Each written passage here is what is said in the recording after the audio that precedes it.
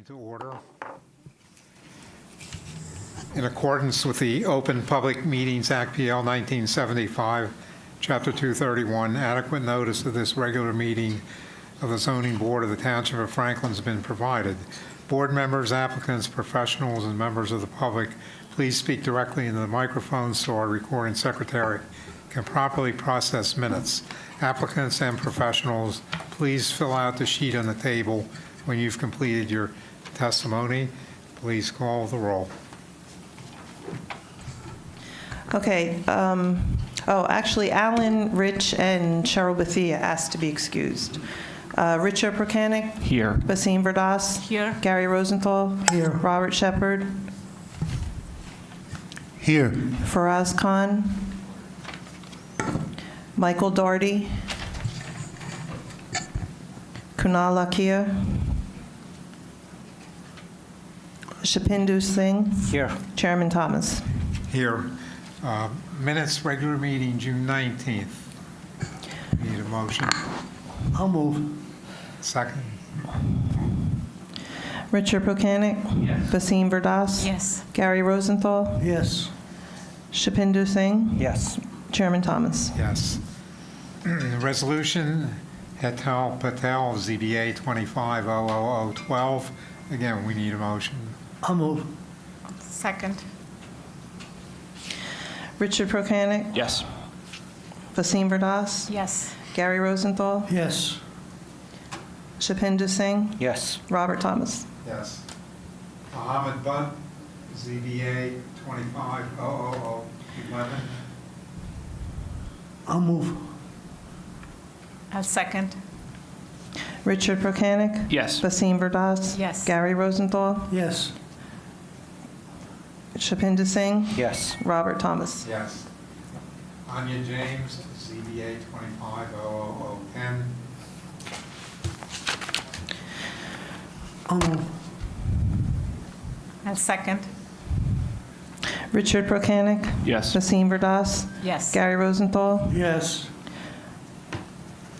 Shapindu Singh? Yes. Chairman Thomas? Yes. Michelle and Ian Fernandez, ZBA 24-00023. I'll move. I'll second. Richard Prokanic? Yes. Basim Verdas? Yes. Gary Rosenthal? Yes. Robert Shepard? Yes. Chairman Thomas? Yes. EH Somerset, LLC, ZBA 25-00005. I don't want to move.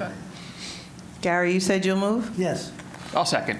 Thank you, Richard. Oh, you can't. That's the only one you can't vote on. I'll second. Good try. Basim Verdas? Yes. Gary Rosenthal? Yes. Richard, Robert Shepard?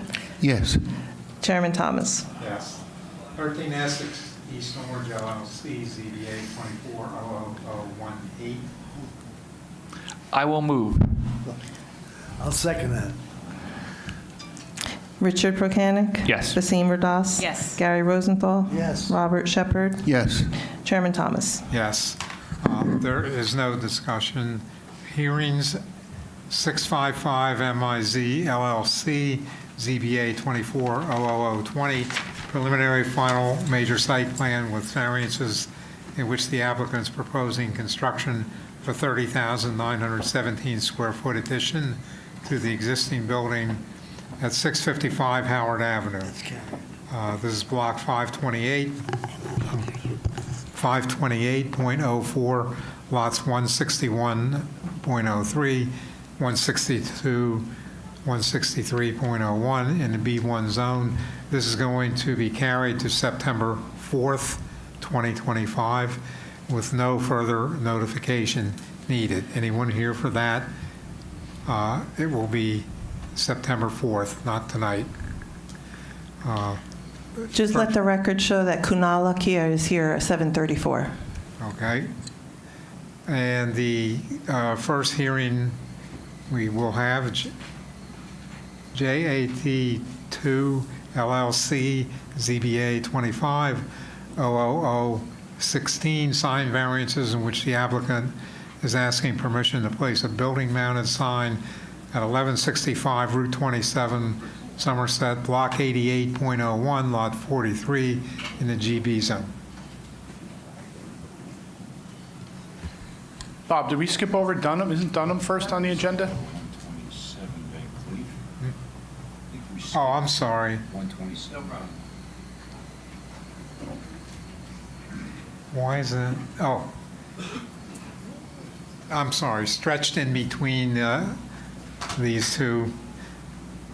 Jeffrey Dunham, ZBA 25-00018, C variances in which the applicant has permission to build an in-ground pool with a patio and roof pavilion and 1,250 square feet detached garage at 127 Van Cleef Road, Somerset. Who would be there, who's present to present that? I was just saying to Mark, I don't see him in the crowd. Let me make sure he's not locked up outside, because his door is locked.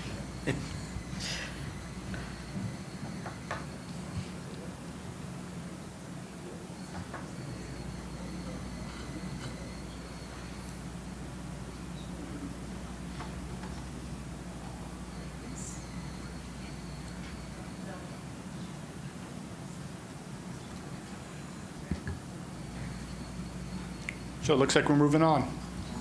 Okay, last Right after all. call, Dunham. Okay, we'll move on to, They were notified. let me get back, this. All right, JAT Route 27, Somerset, again, Block 88.01, Lot 43, sign variances.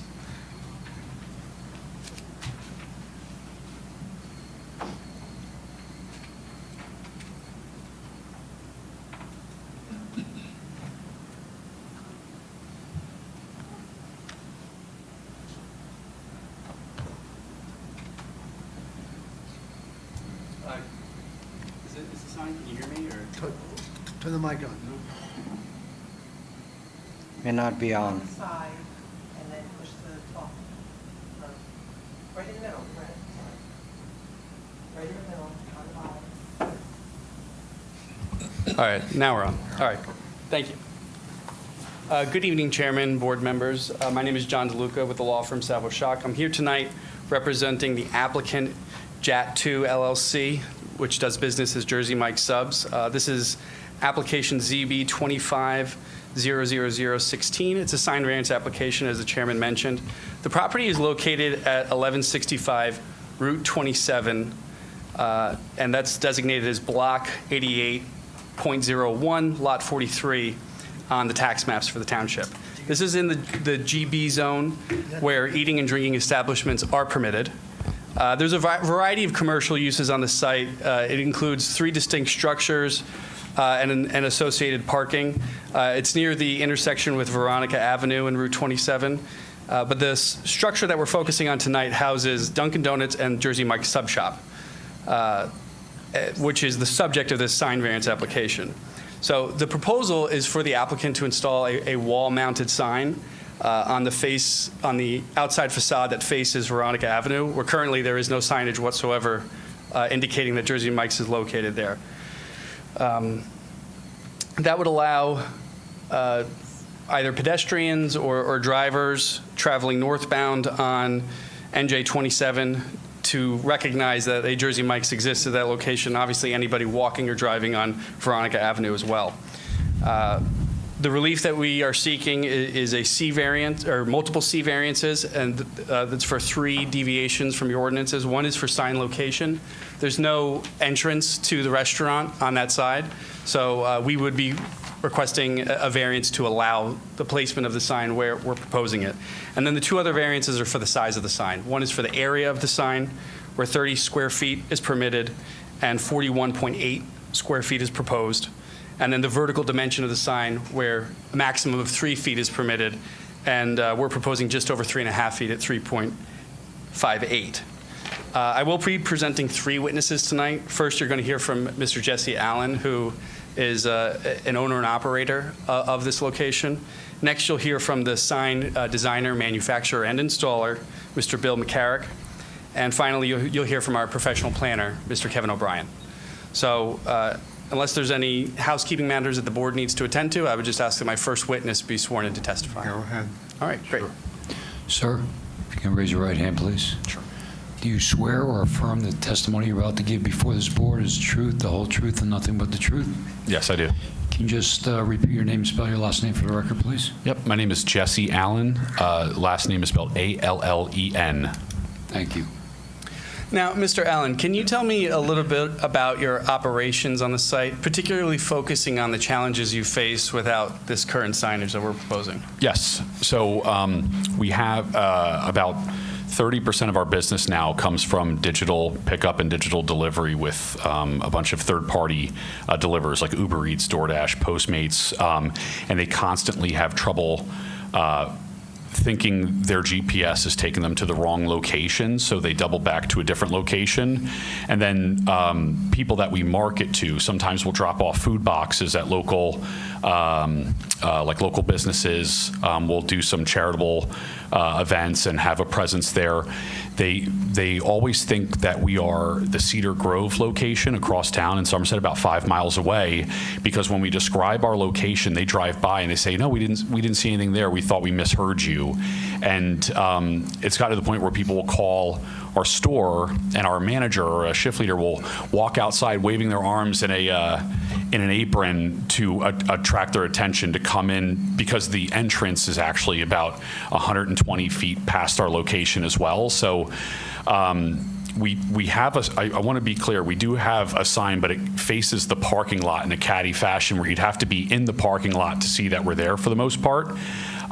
So we are a market underperforming location by about 18% in sales, and we have about almost 16% more traffic that passes the store. So I and Jersey Mike's and all our staff there believes that it's a visibility issue, because we don't have pylon representation either. So we really have nothing to passersby indicating that we're even a restaurant, let alone a Jersey Mike's sub shop. It just looks like storage space for Dunkin' Donuts. That's what most of our customers that finally discover us kind of say that it is. So I hope that paints a decent picture. Yeah, so I just want to direct the board's attention to the exhibit I am displaying on the screen. This was provided as part of the application. So there's 4 slides or sheets to this exhibit, and I guess, Jesse, why don't you just explain, what we're looking at here and give some context to what you just described? Sure.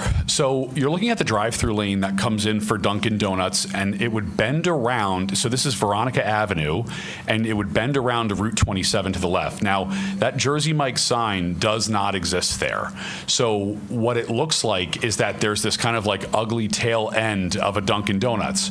Our entrance is to the left around the corner, right behind Carbon, I believe it's Carbon Health, which is a rehab facility there, like a physical rehab facility, and there's an urgent care there as well.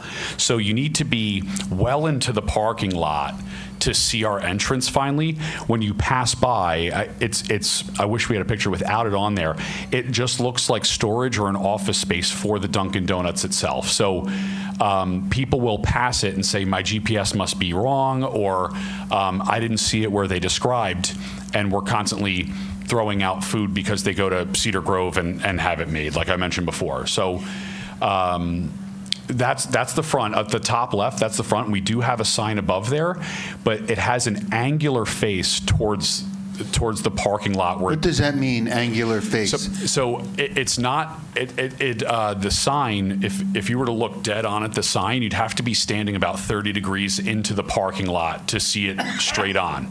So if it were a busy shopping center, which it is definitely not, it would attract the attention of all the people within the shopping center. That's kind of how it's angled. But it does nothing to draw people in off of the road, because by the time you can see it when you're driving up Veronica Avenue, where it's on your left, you've passed the entrance to the plaza, and people just kind of give up on it. I mean, convenience is a big thing towards the success or failure of fast casual restaurant. Okay. Now, does Dunkin' Donuts have a sign on the side of the building that you want to put a sign up on? Yes. Okay. Yes, they So do. they've already somehow dealt with this. I don't remember them coming here, but they've put up the same kind of sign that you want to put up. I believe that to be true, and I don't want to speak on behalf of him, but I think he was able to, based on how the drive-through window was perhaps classified. So you can see it in the okay. top right there, that Dunkin' illuminated sign. I mean, Bill McCarrick would be able to speak better to like the actual type of sign that it is. No, that's fine. Okay. That's fine. So that Dunkin' Donuts sign faces Veronica? That's correct. You can't talk yet. All right, so what about on Route 27? Do you have a sign that faces Route 27? We do not. Dunkin' Donuts does. You don't have any signs? We have one above our front door that faces the parking lot. That was that kind of angular situation I was trying to describe, where if you were in the parking lot looking at the building, then you could finally see us. Okay, all right. And I'm sorry, but in your ERC report, it says that Dunkin' Donuts received a variance. Yeah, I was just looking to confirm that, yes. When that site plan was approved, they needed a variance for that, for the location. I believe the Dunkin' Donuts, though, complies with the size and vertical dimension, however. Right. And I'm just going to Thank you. display the last sheet of this exhibit, just so that the board can understand the configuration of the lot that we're discussing and how it's situated along Route 27 and Veronica Avenue. So where my cursor is hovering, this is the structure that we're discussing on the site. Veronica Avenue is here towards the bottom, and Route 27 is here. So as you can see, this marker indicates the proposed sign location would be on the side of this building. Dunkin' Donuts is up towards the front, and Jersey Mike's is towards the back. And that angular sign that Mr. Allen talked about is above the entrance of Jersey Mike's, right where my cursor is hovering. So the new sign would be... So I don't see how that sign is visible on Route 27 even. Correct. It's not. Is that correct? That's correct. Okay. It's Good. visible Now- at a point of no return. Right. Right now, you have nothing visible on Route 27, correct? You could argue that, yeah. Never argue. Like a very shrewd person might be able to make the sign out just in time to pull in. But Okay. the average person, I think, would miss it. Because they're focusing on driving. Yes. All right. I will give you a little bit of sympathy in what you said before, because if you're coming down Veronica Avenue, and really by the time you see Jersey Mike's, you are past the point where you could make a left turn. Correct. Yes. And if you go around the corner, it's just Dunkin' Donuts that you can see, and we don't have a pylon at the other entrance and egress pork chop there. So it looks like destitute at that end, so you would never turn in there out of instinct. What's a pylon? I know what a sorry. pylon is, but it can't be what you're telling me. A good question. It's a two-post sign that comes out of the ground with most, if not all, of the tenants that occupy the retail space within that kind of like pad site there. So it'll list, if there's a pizzeria, there's an Indian food place that's up there, but we don't have the opportunity to get on that pylon unless the dimensions of it are changed. So we just have the sign hanging above our front door to the people that visit the parking lot. Okay. Now, I'm going to change the subject a little bit because it seems like I don't understand why you've made the sign just slightly bigger than what's allowed. You can't make the sign in terms of what's allowed. It looks like a very small difference between what is permitted and what you're asking for. So I have to apologize if that's the case. I've been guided by hired professionals and by the franchisor just try to help me guide what would form fit the side of the wall based on the approximate miles an hour people would be driving, like what would be very easy to identify. So I would ask if Bill could be introduced at any point. He could talk about how the sign can be changed in size, if that's allowed. Yeah, and I think Bill would also be the appropriate witness to describe where the sign would be visible from and what might justify the request for a variance for the size. Okay. Any other board questions? Well, I'm just curious why you're not requesting a sign that faces 27. That's exactly what we're requesting. I'm sorry if it was unclear. But no, I thought Veronica Avenue, right? Oh, yes. I'm sorry. Because you're right. I apologize. Because that whole side of that building is just a Dunkin' Donuts. So it's a 3,000 square foot site roughly. I could be wrong on that, like give or take. And we occupy about a third, and then they have 2/3. So that 2/3, the gentleman that owns the Dunkin' Donuts also owns, I think, like a lease for that. It's a ground lease that he negotiated with the master, like, landlord of the property. So he took the main and main corner, and we can't put our sign on his building. So the best we can do is hit the busier side there, which I would argue is Veronica Avenue. It's the only chance we have. And then maybe we can be added to the pylon sign on Route 27 later on once we get that assessed. Yeah, so just to emphasize what Jesse's saying, there's really no place on the building that you could put a Jersey Mike's sign, which Jersey Mike's controls. There's no place on the building that Jersey Mike's controls that they could place that sign other than where they're proposing it. Okay. Anybody else?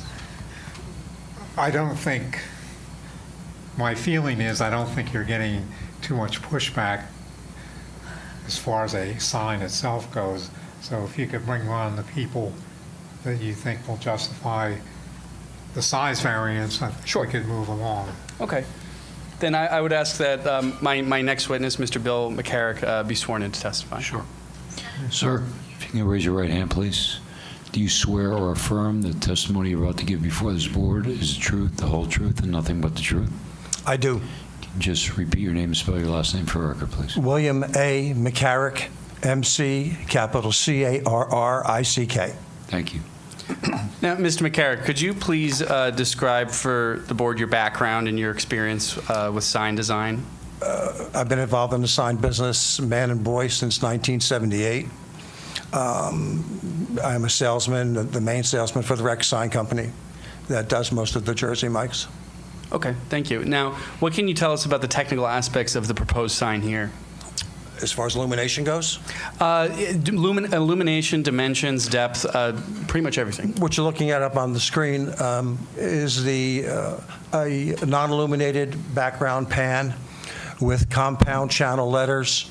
Compounding mean that they light through the front and also cast a halo effect on the pan that they're attached to. Similar to what something in Macy's or Nordstrom's or one of the higher retail stores would do. It was a Jersey Mike's design, which we tweaked and made it a little better for them, I think. And you can see all the dimensions that are there for each one of the letters that we're proposing as well, which Jersey Mike's, of course, requires. So the capital J's you can see from that drawing is 22 inches, so on and so forth, and the other sizes are there as well. So, are you able to tell me anything about the visibility of this sign based on the size? The visibility of the sign's fantastic. It's very upscale. It's not, the lumens are not so bright that it would affect any type of traffic. The location of this particular, on that building and that height, that size, which is why we increased the size, being down to the normal 30 square feet or 3 by 10, that the client would be allowed would be, I think, too small. It would bring down that J to, say, an 18 or a 16-inch letter. But if you look at that bottom, and if you could move down to the bottom, the view of across from Route 27, that one there, that is a scaled view of that sign from across Route 20. From across Veronica Avenue. Okay, so in your expert opinion as a sign expert, do you think that appropriately fits the size of the wall? I think so. Okay. I have no further questions for Mr. McCarrick, unless the board would like to follow up. I just have one question. You say you routinely do signs for Jersey Mike's? Jersey Mike's, Massage Envy, European Wax Center. is this size the standard size that you use most of the time?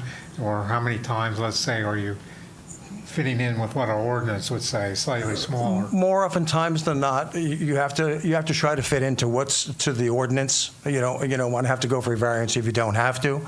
Certain municipalities don't even allow illuminated signs, so you have to go a different way with that. But here was a case where, because of the location, I thought it would be wise to tweak up the size from, we would make them as large as 60 inches by 14 feet. But again, the code allowed for 30 square feet. So we did a 3 by 10 in the front. We proposed a 3 by 10 originally on the side as well, but of course it was denied for other reasons. So, Mr. Chairman, I just want to remind you that the board had an application very recently. It was, the application was Mohammed Butt. He was doing a taco store. It was the same exact type variance. And the board made granted the variance for the sign facing the road, but the board made him comply with the 30-foot, square foot requirement, and also complied with the 3-foot vertical dimension. I also mentioned that Dunkin' Donuts sign complies, and as you can see in that exhibit, that's Veronica. That pavement right there is Veronica. So I don't know how you could argue any type of hardship about visibility. The building basically looms over Veronica Avenue. So I don't understand how a 30 square foot sign is going to have any issue with visibility. It's going to be plenty visible. So, and I just caution the board about being fair to other businesses, frankly, who have to comply with that same 30 square foot maximum and the 3-foot vertical dimension. I personally, I mean, we haven't heard from the planner. I don't see a hardship issue, and I don't understand how this is a better zoning alternative for C2. The issue about visibility and needing to have a sign on Veronica, personally, that one I can understand. And all the testimony offered by the business owner, I can agree with. But I deal with applicants all day long, so I would just caution the board about giving relief on the size and the vertical dimension where everybody else needs to comply. Question for you, Mark. I don't know if you'll remember the shops at Pierce Street. They all complied. That's in terms of the that's the size. question I was going to ask, because the shops at Pierce Street that are actually on Pierce Street are reverse frontage. Yes, that's similar to this. And we allowed them with a variance to put a sign on the rear wall, which is the side facing the street. And what you're saying is what I thought. They're all compliant. Yes, as well as the taco one you approved, I think, last month. Granting the variance for the sign may not be unusual than granting the variance for size seems to be very I personally see unusual. no justification for that, whereas, again, the location, the having visibility on Veronica, so customers and delivery people can locate it, and I personally, I think the testimony from the applicant was persuasive. I can understand how customers and people going to that site might not know that location because of that. I think there is a hardship situation there for that, and I think it could be argued, I'm kind of stealing their planner's thunder, but I think it could also be a better zoning alternative to the driving public to know where this location is. And it is somewhat of a unique layout in terms of, having the rear of the building facing the road and not having signage. That's the way our ordinance works, so they need to come to you for relief. So that's my position, and I just wanted to, again, just offer that to the board. Other comments from the board or questions? Okay. Yeah, I would just like the opportunity to respond to Mr. Healy's comments briefly. So I would draw a distinction between Jersey Mike's and Dunkin' Donuts in that Jersey Mike's is set further back than Dunkin' Donuts, and I understand your comments about visibility from Veronica Avenue, but we're also trying to achieve visibility from for northbound drivers on NJ 27. So obviously Jersey Mike's would be set for somewhat significantly further back from 27 than Dunkin' Donuts would. Otherwise, your assessment is a fair one in terms of, the placement of the sign is well justified, but the size of the sign from Veronica that might be questionable. But really, the size could be justified by visibility from NJ 27. And to that point, Jesse, do you know what the speed limits are on either Veronica Avenue or NJ 27? I don't want to misquote them, but I usually travel Veronica Avenue the most. And I think it's 40 miles an hour, perhaps. Okay. But if anyone knows better. Okay, thank you. And I'm unsure about 27. Okay, and Mr. McCarrick, in your experience, is this size sign appropriate for cars driving by at that speed limit to catch their eye, as opposed to, let's say, they were driving by slowly at 25? I feel it's appropriate. Okay, thank you. I have no further questions for either of these witnesses, but I obviously still would like to call our professional planner, Mr. Kevin Right, O'Brien. well, we won't open to the public until you're finished. Thank you.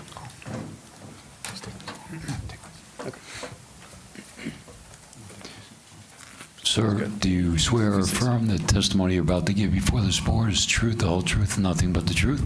I do. Just repeat your name, spell your last name for a record, please. Kevin O'Brien, O'Brien. Christine, you getting me?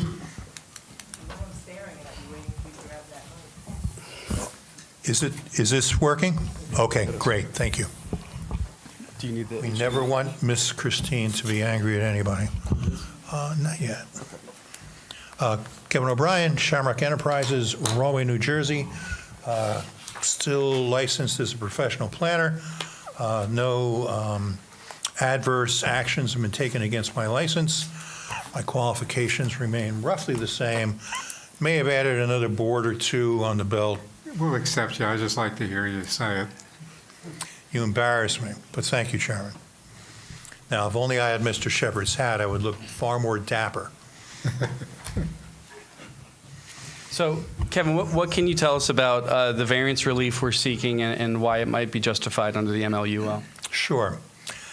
I think it's important for the board to consider what its power and duty is here. Mr. Healy has opined about this application. He has not heard all the testimony. He's given you his advice.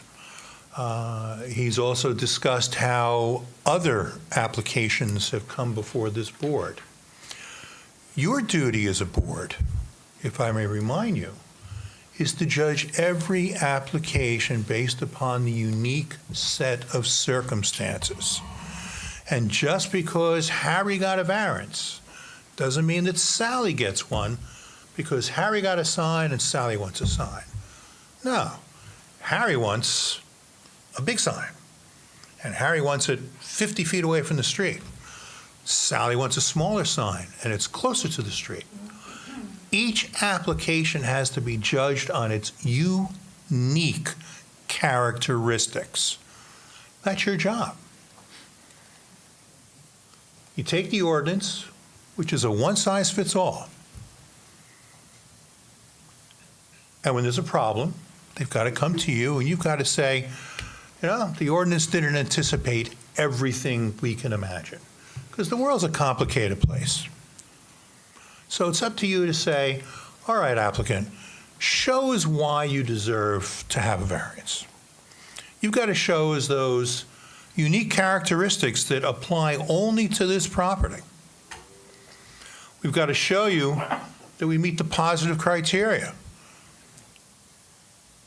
Meeting the master plan, the land use law, we meet the negative criteria, and that it won't have a negative effect on the neighborhood or on the township as a whole.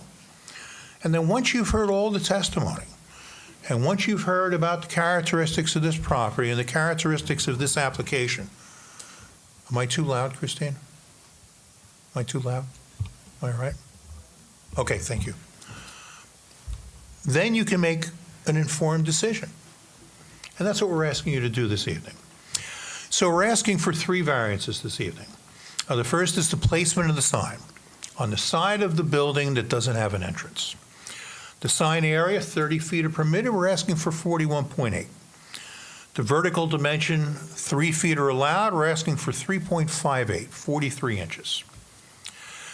One of the problems is that you've heard that we are not allowed, we have not been able to get onto the pylon sign because there is no more room available.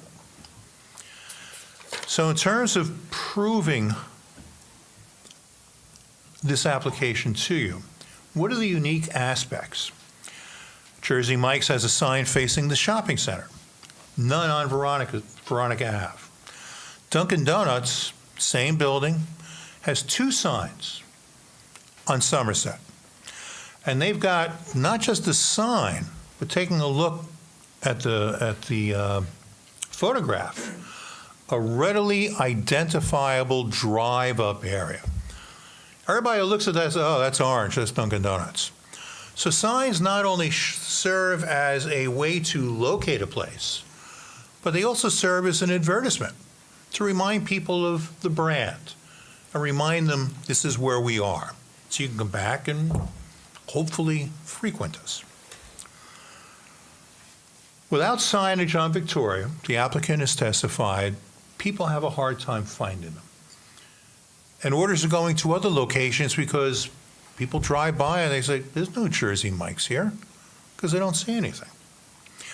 I do note that the TRC staff report, written by our good friend Mr. Healy, did raise no objection to the location of the sign. After the Stop and Shop closed, it became necessary for each individual property to make its location known. Beforehand, you could just say, come to Stop and Shop, we're there. You could drive in, look around, okay, you're over there. But without that there, each individual property, each individual business has got to make its presence known, and this is how Jersey Mike's has got to do it. Their sales are down 18% compared to other stores in the area, and yet there's more traffic here. So what do they have to do to make up for it? The master plan, in terms of the positive criteria, does talk about one goal of encourage commercial and industrial development in areas with access to major regional highways and in established areas, which this is. Locate major employment and traffic drawing uses in areas where they would least impact residential neighborhoods, which this does. Lastly, concentrate commercial development into districts where residential densities can support commercial activities. And this application meets those goals. The municipal land use law also supports the goals of this application. This application as a whole. Item A, encourage municipal action to guide the appropriate use or development of all lands in the state in a manner which will promote the public health, safety, morals, and general welfare. And what promotes the general welfare more than going out and having a good stop? I thought somebody might laugh, I'm sorry. G, provide sufficient space in appropriate locations for a variety of uses to serve the needs of all New Jersey citizens. I, promote a desirable visual environment. And M, encourage coordination of the various public and private procedures shaping land development to a more efficient use of the land. Will this application have any negative impact? In short, no. As you take a look at the sign that's proposed on the wall, currently that's a pretty ugly, big, blank wall. Not a lot of thought went into that.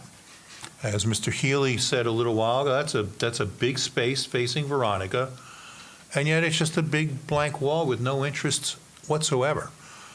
Adding a sign of this type, which not only identifies the business within, but takes away that blankness and adds interest to the wall and to the area, I think is a positive. It's a positive part of this application. Should this business not be able to succeed at this location, the township's going to lose 18 jobs. It's going to have all this space that's going to be vacant in a vibrant shopping center. I think that's a positive in keeping those jobs and keeping this location, and so I don't see a negative impact. I believe this application has met the burden of proof based on both the C1 and the C2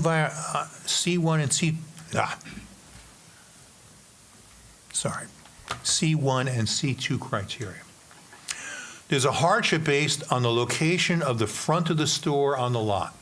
It's not visible from the adjacent roadways. I believe that's a C1 hardship.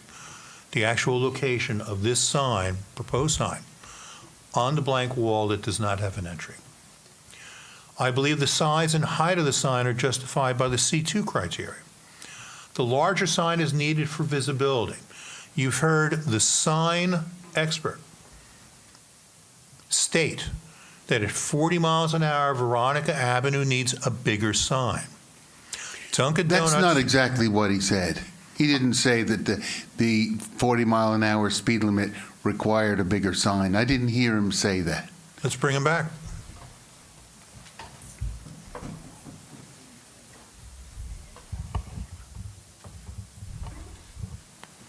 Get him on the record. Mr. McCarrick, you heard. Yes. You heard the testimony of the planner and the clarification from the board member. Does 40 miles an hour require a larger sign? I think it would be more effective that size, yes. The better question is that I just asked that Mr. O'Brien said is that you said it required. Did it require? I didn't think I used the word required. No. Okay. Now, you also testified that in other locations you've had to modify the size of the sign because of zoning issues. Correct. And they have had to bring things down in size and dimension because of that. Yes, because a lot of clients don't want to have to go through the expense and the hassle, for lack of a better word, of going through a variance procedure. Okay. That's true. Yes. Thank you. And Ms. McCarrick, in those other instances, if you recall, did those other Jersey Mike's operators face the same type of visibility issues that this operator faces? I think that this particular location is very unique. I have to say that.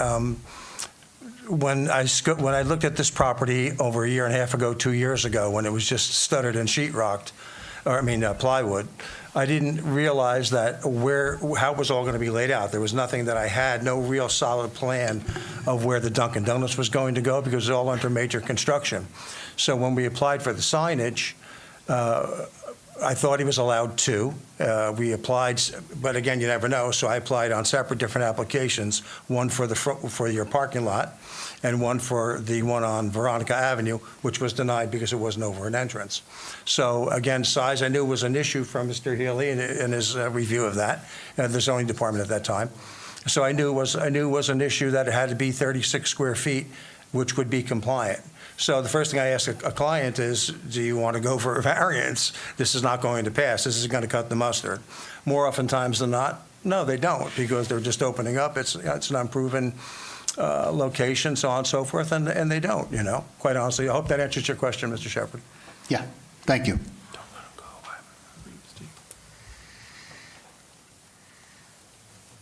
So to correct my testimony, I believe we've heard that the expert on signage has said that a larger sign is more effective for people traveling at 40 miles an hour on Veronica Avenue. And a reminder that Dunkin' Donuts has 2 signs on Veronica.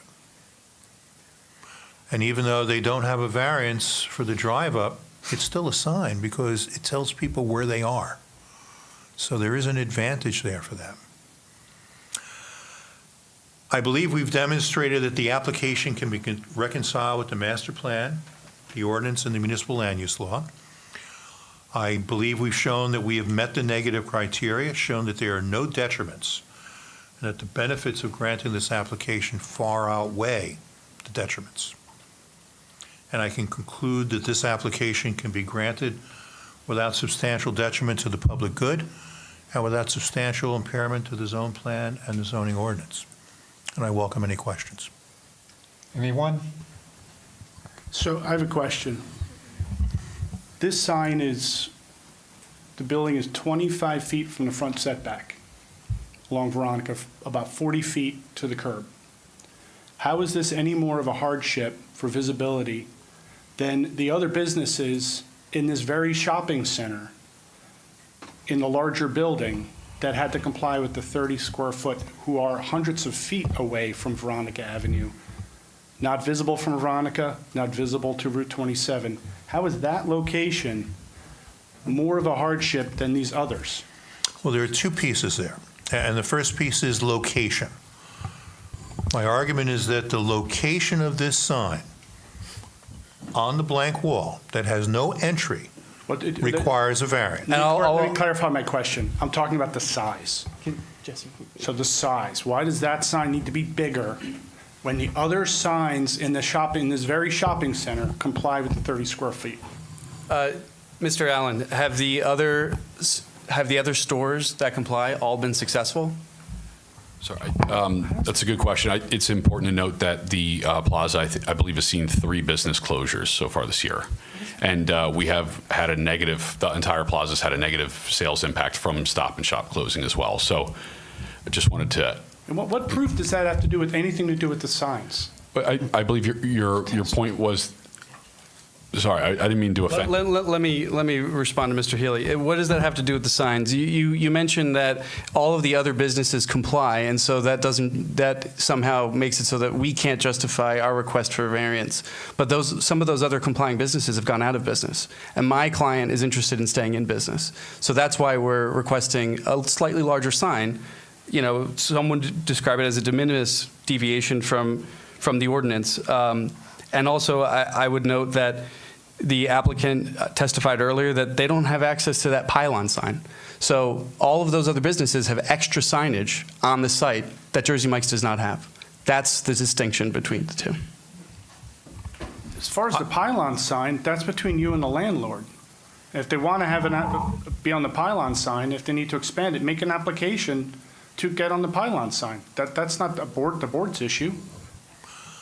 I don't believe it's for the board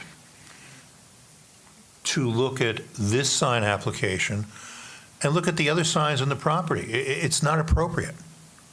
We're here for this sign at this location in this application.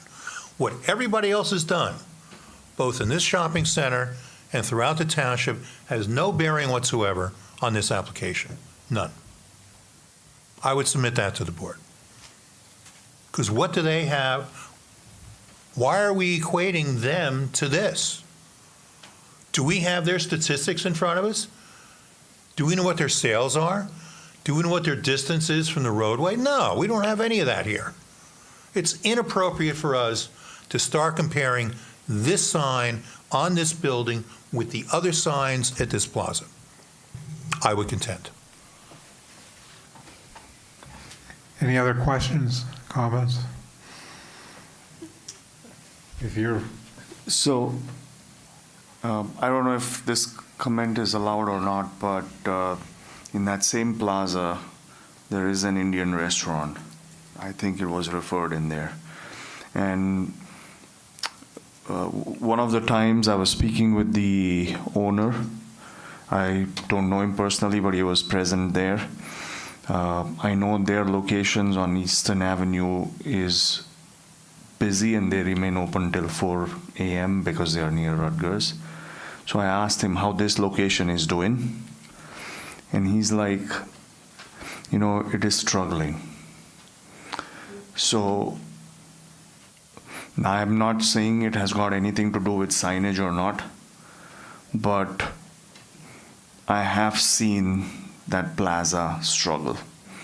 And my second comment would be, if it's not hurting anybody, okay, if it's not detrimental, and if a business has a succeeding chance, maybe the board should consider that. That is just my 2 cents. I would agree with that. I think I don't see what harm it causes. I understand it's different than the other ones, but I guess not having signage on 27 already sounds like that's a major negative. I'll just say that I don't want to make a monumental case out of this. Frankly, I'm talking about fairness to the other businesses in Franklin Township. Quite frankly, that's not something for the board to consider. I'm speaking here, if I can finish, other businesses come in every single day for signage, and they're made to comply. And honestly, I think the testimony about about the size, they're saying it's de minimis, meaning it's not that big of a change. So make it slightly smaller to comply, just like every other sign, every other business. Why should, they have excellent visibility. They're right on top of Veronica, so comply. But the board can do what you wish. Any other comments? Service to the other businesses in town. Any questions? If that's it, I'll open to the public. That's the conclusion of our presentation. Thank you. All right, we'll open the hearing to the public. If anyone wants to make a statement concerning the application or ask a question concerning any of the testimony, please come up to the podium. And we need your name and address. Since you may give a statement, you need to be sworn in. Benjamin Guy, 35 Patton Drive. So the comments I got here is just about, for the board, is about what's the real value of what they're doing? Is it about economics, employing people, or is it about control?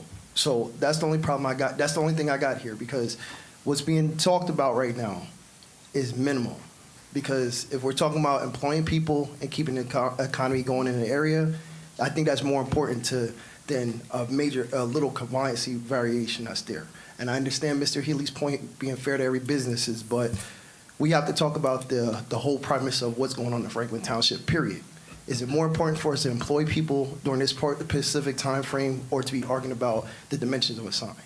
So my whole point of this is that if the person stated that pretty much his sales is down, and this can help boost sales so we can keep people employed here, I think that we should I think the board should really heavily consider that, because the simple fact is of what's going on in the area, especially on 27.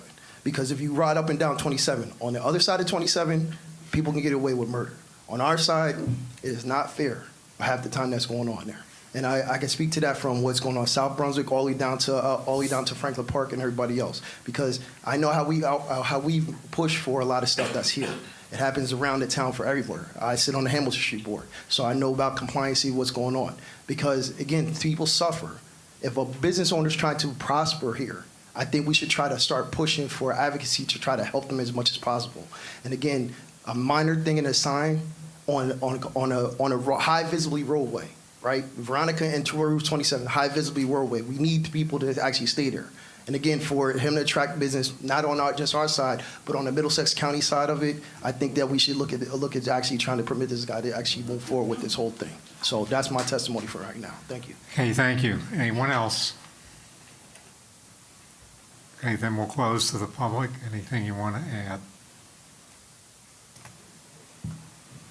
I guess, can I ask another question? So I guess I do understand Mark's point that you have more than enough visibility from Veronica Avenue. It's just 40 feet or so. And how far is it from 27 if you were just driving by?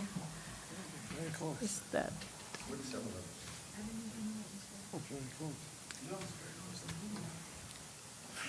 I would be estimating, but it's a lot more than 40 feet, I can assure you that. This is, if you look at the exhibit that's displayed on the screen right now, where I'm hovering my cursor, that's Route 27. How long is the building? How many building sections would it be? This is over 200.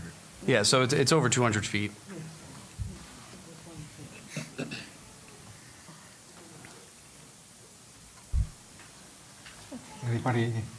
Anyone else?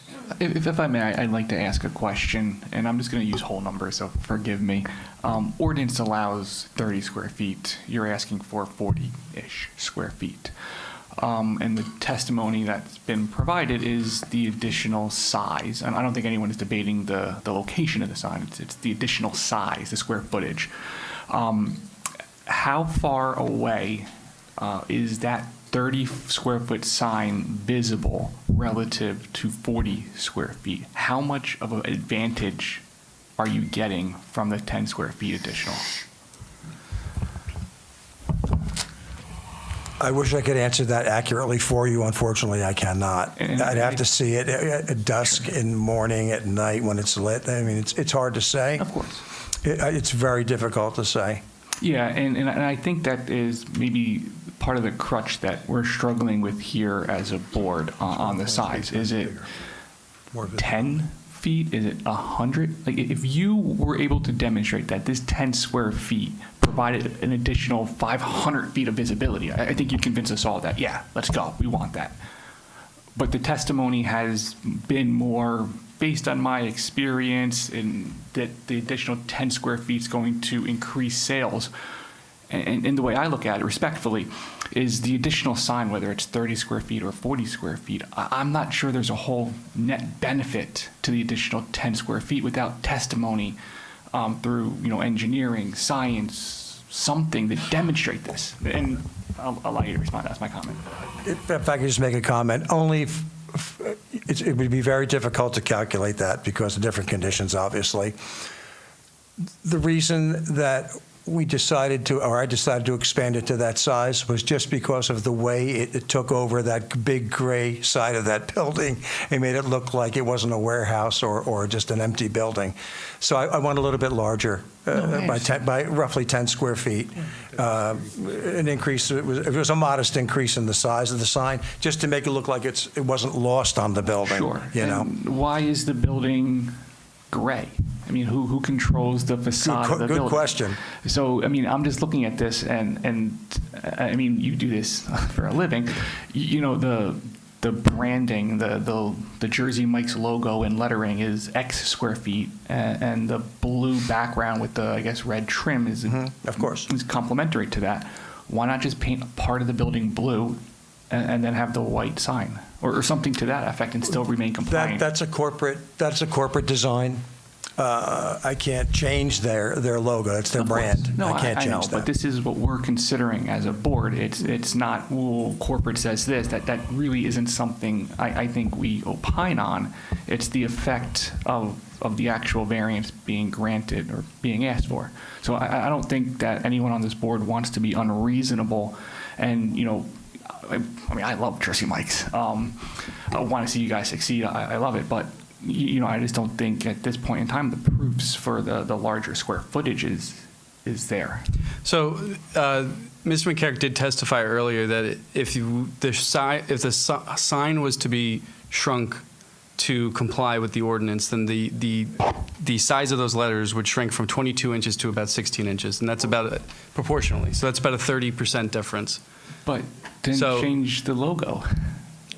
Modified. I mean, the testimony was that it was previously modified from the typical branding. I think it was. No, that is the logo. That can't be modified. I thought you said you made some minor changes to the. Only in the size. Oh, okay. Sorry, I misunderstood. And like, for example, if I could have the microphone back. If you take a look at the copy that says since 1956, that can be made to illuminate, that can be made to non-illuminate, same with the word subs. But proportionally, those signs are to that exact dimension. If it's shrunk down to a 2x, it's, instead of a 43 inches by, if it's shrunk down to a 2x, those dimensions get shrunk down proportionally, as do the colors are consistent throughout. No, okay. Yeah. That was just, I'm sorry. If I wasn't clear on that, I apologize. No, absolutely. I think I misunderstood, but I just wanted to, I guess, give at least my perception of where the board stands, or at least that's my opinion specifically. I mean, want to see Jersey Mike's do well, don't want to see businesses go out of business for revenue, but I'm just having a hard time on the additional 10 square feet. Yeah, so you did ask for numbers, so I think the best number that the applicant can offer you is 30%. It would just increase visibility by 30% based on the size difference. How do you derive to that? This size sign is 30% larger than the required sign. But that doesn't mean it increases visibility by 30%. Right, so you asked for a number, and I'm indicating that. As an expert in the field of? Math. 30%. You're an expert in the field of math. I moonlight, yes. I mean, respectfully, we are a governing board here. I know. I'm not trying to make light of this situation, but you are not an expert in math in the eyes of this board. Respectfully. I appreciate that. I simply did the math to figure out that if the size of the letters shrink from 22 inches to 16 inches, that's a 30% difference. That is the extent of calculation that I did here. No, thank you. One of the things I'm not sure that this is being considered, the sign is basically a logo. It's a very recognizable logo in terms of Jersey Mike. I'm not sure why slightly smaller sign would impact that at all. People will recognize that as the Jersey Mike's logo. Second thing is, you're 200 feet off 27. You're having a hard time now convincing me that it'll have any real effect on anybody traveling on Route 27. Between the traffic, it's going to take a left turn to get to the place. They may look and see the sign when it's illuminated and clearly recognize it as a logo. But I'm not sure a smaller size will have any effect on their recognition or not. The other thing is, you might as well stop, using the 40 miles an hour speed limit, because at that location, nobody's going 40 miles an hour. And at the intersection on Route 27, people are lucky to be going 4 miles an hour. So size will be irrelevant in terms of that part. I have no problem whatsoever with the concept of the sign. I think I still need a little convincing on the size, but any other questions, comments? Want to sum up? I think that the board understands our position and the relief we're seeking. It's 3 variances. Obviously, the placement, which many of the board members have opined or discussed, that there's little contention that this is an appropriate place to put the sign, given the visibility issues for the location. So as to the justification for the increased size of the sign, I think visibility is one, but also that large gray siding facade is another. We not only heard from the sign expert that a larger sign would be more visible, which stands to reason, but also that it more appropriately fits the space where it's being proposed. So for that, I'll submit to the board. Again, we're just requesting 3 variances: placement of the sign, and area of the sign, and vertical dimension of the sign. Thank you. Okay, board members, any questions, discussions, or motions? I think that I have that divided feeling about the location of the sign. I get that. I also agree with what the chairman just said about speeds on Route 27 and Veronica Ave in that location. I don't think that's going to be an issue.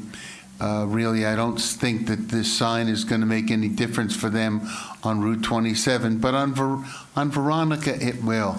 I just don't understand the importance of the small change in the size. I don't think that that it is something that is appropriate for a variance here, because of I believe that it is de minimis, and it just should be, they should just be required to comply with the ordinance for the size issues. But for the location, I believe that that it would be appropriate. With that in mind, I'm going to I move that we grant JAT2 LLC the 3 variances necessary to allow them to place a building sound, a mounted sign at 1165 Route 27 in Somerset, Block 8801, Lot 43 in the GB zone. Is there a second? I'll second. And just to clarify, the movement was to grant approval for all 3. Right, Okay. because that's what they're asking for. You can make a movement. You can move and modify the request.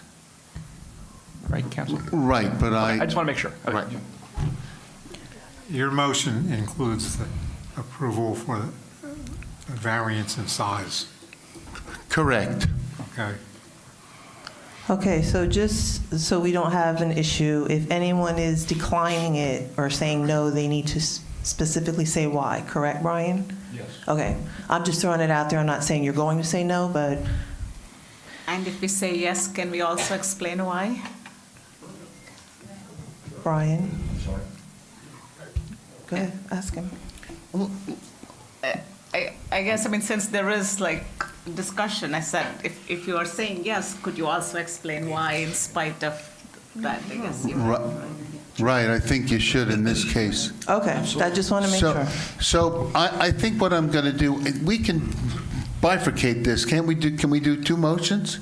Can we do first the motion on the location and then do a, Well, then you should make two separate motions. right. So go I ahead. can do that, right? Sure. Okay, so All we're right, going to. wait, hold on, because I have to put it on the sheet. So if Okay. you're making two motions Two on motions. three variances, though. So Right. which two are going together so I know how to write it? Well, one is going to the location, Okay, and the second one goes to the size and the height of the proposed sign. okay. So Brian, Why do you start with the location? yeah, that's what I was Yeah. going to say. All Okay. right. Right, start with location, right. Okay, so I'm going to call your names, and you're going to vote yes or no solely for the location. Richard Prokanic. Yes. Basim Verdas. Yes. Gary Rosenthal. Yes on the location. Robert Shepard. Yes. Kunal Lakia. Yes. Shupindu Singh. Yes. And Chairman Thomas. Yes. Okay, so now I'm going to call your names again strictly for the size and height. If I may, just for the sake of the record, my apologies for interrupting, but was there a second to the motion? I just want to ensure It was that. Robert Shepard firsted, and then Basim Verdas second. Thank you for the clarification. Okay, so size and height, Richard Prokanic. No, I did have a little bit of a monologue. Do I need to repeat that, or can I just refer?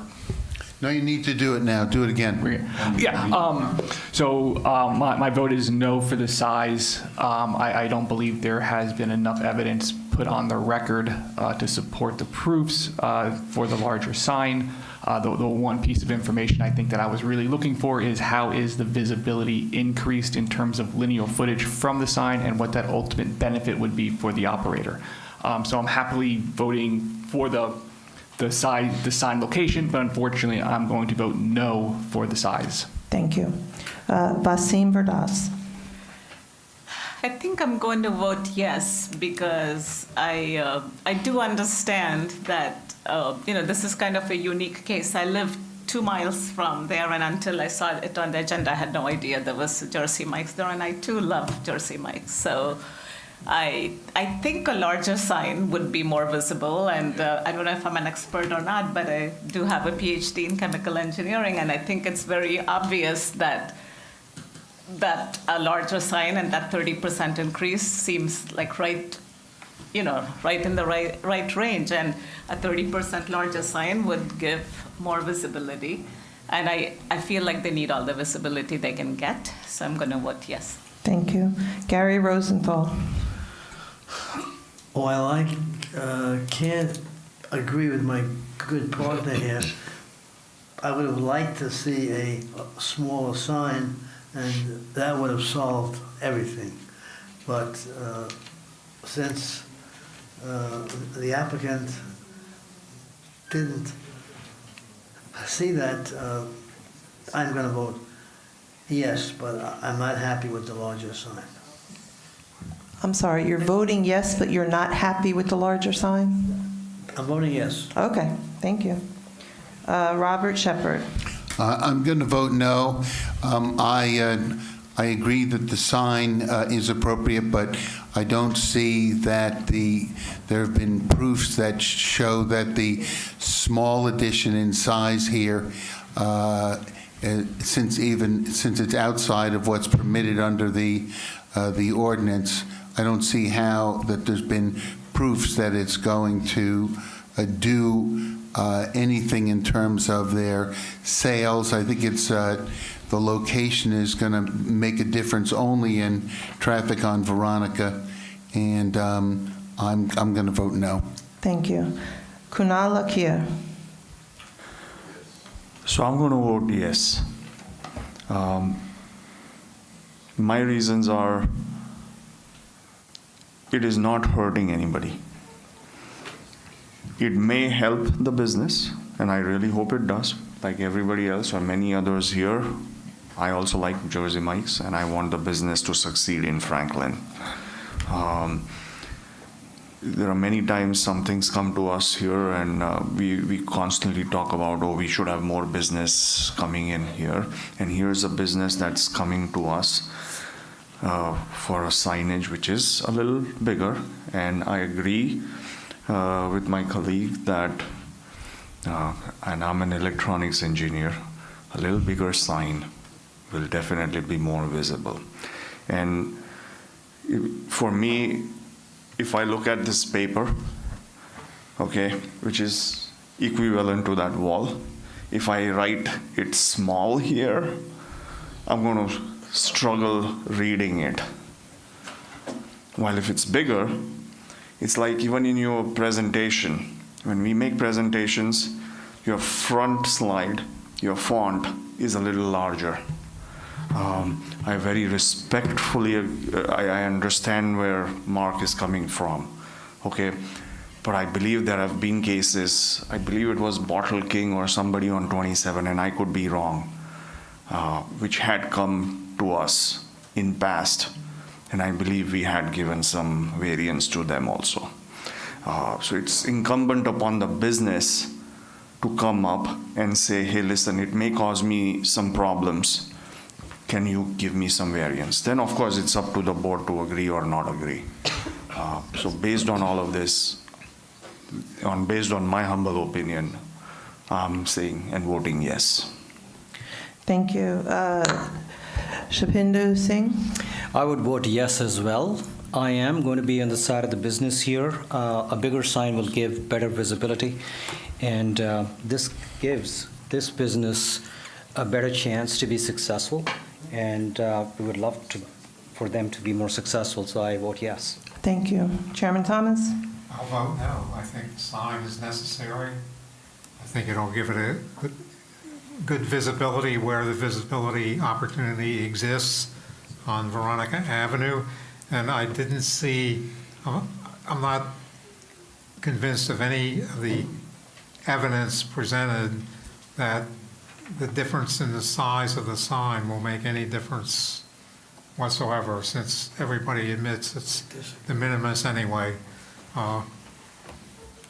Hasn't been proven that the size, the increase, the sign variance part of it will make enough difference to justify a variance. Okay, thank you. So the final vote, Brian, is 3 no and 4 yes. It passes. Okay. Thank you very much. Thank you all. Appreciate it. Okay. You give me my vote yes. Now, if I can find this. That's exactly what I'm going to do. Oh, yeah, that's right, that's right. That,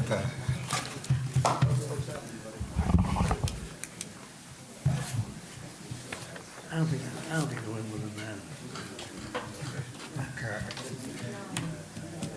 Okay. Town 5, how about, we'll take one trip back in the past. Is anybody from, what is it, Jeffrey Dunham? No, I didn't see it. Oh, okay. Town 543 Incorporated, ZBA 25-00015, use variance in which the applicant's asking permission to operate a cannabis dispensary, 1695 Amwell Road, Somerset, block 386.04, lots 36 to 38 in the R20 zone. And you are representing them also, right? Yes. Okay. Yes.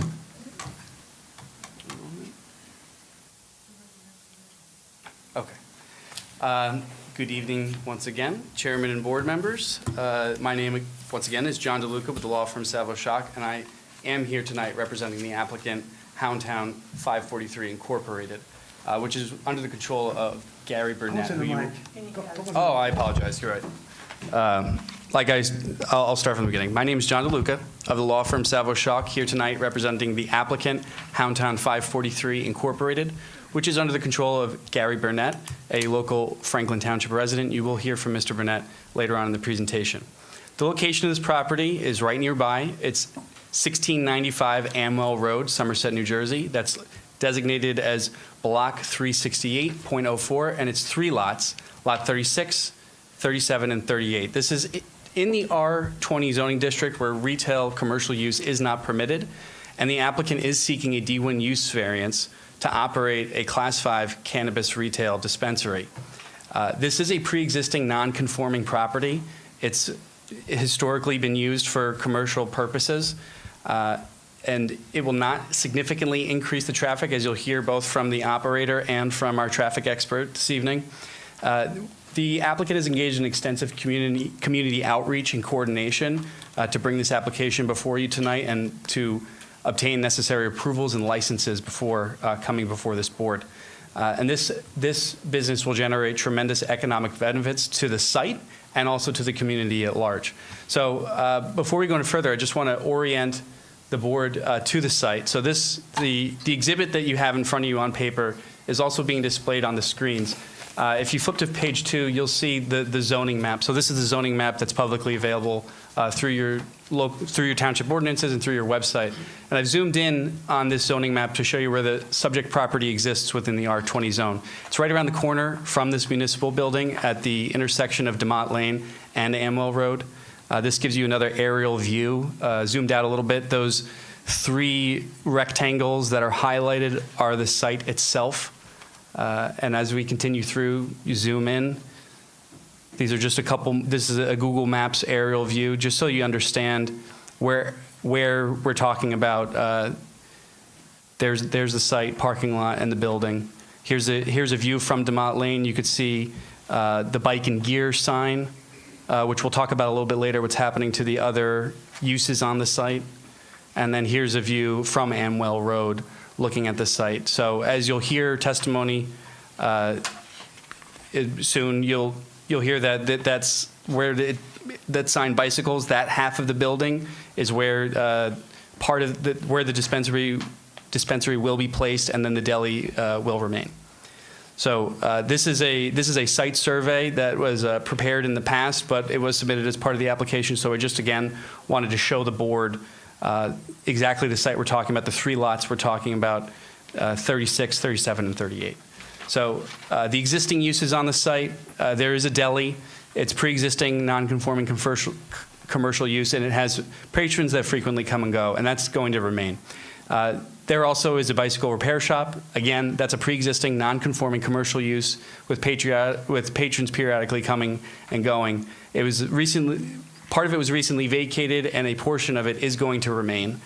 And then you also have 2 2-bedroom apartments on the top floor. Again, that's a pre-existing non-conforming residential use. The zone does not permit 2-family, and it does not permit apartments. It permits single-family homes, and that is also going to remain.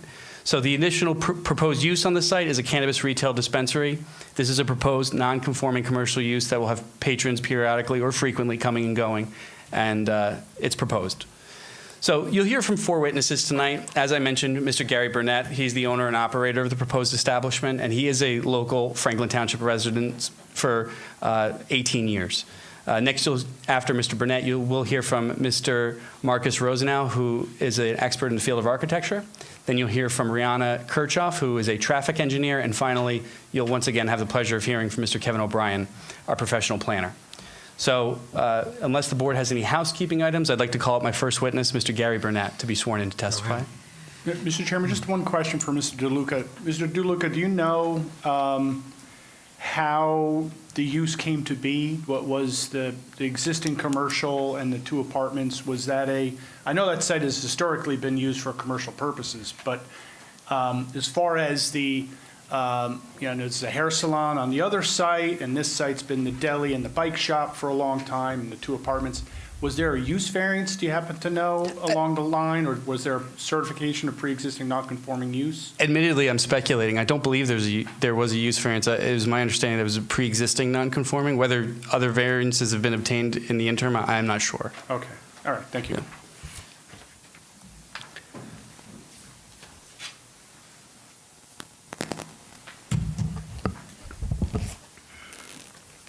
Sir, if you can raise your right hand, please. Do you swear or affirm that the testimony you're about to give before this board is the truth, the whole truth, and nothing but the truth? I do. Can you restate your name and spell your last name for the record? Gary Burnett, Burnett. Thank you. So, Mr. Burnett, I'm going to pass the floor over to you for a little bit, and I want you to explain your background and your approach to this business. Thank you, Council. Good evening, Chairman Thomas, members of the board. It's indeed a pleasure to come before you and present our case for a variance to operate a cannabis dispensary on Amwell Road. Mr. Burnett, can you talk more into the mic, please? Absolutely. So once again, good evening, Chairman Sounds better. Robert and members of the board. It's indeed a pleasure to come before you and present our application for a variance use of a cannabis retail dispensary on Amwell Road. So I'd like to take a few minutes and just give you some background on myself as a professional and as a leader within the community, and someone who's just committed to, being a sound partner in our town and in our state. I would say that's been my trademark, and I'd like to continue to bring that to Franklin Township. So professionally, I've worked in the healthcare space, for over 2 decades, right, as a seasoned project manager. Clearly, it's a highly regulated industry. Those are experiences that I plan to bring to the cannabis industry, and I'll highlight that as we go through the presentation this evening. From a leadership perspective, I've held various leadership positions, again, in the corporate space and also in the nonprofit sector.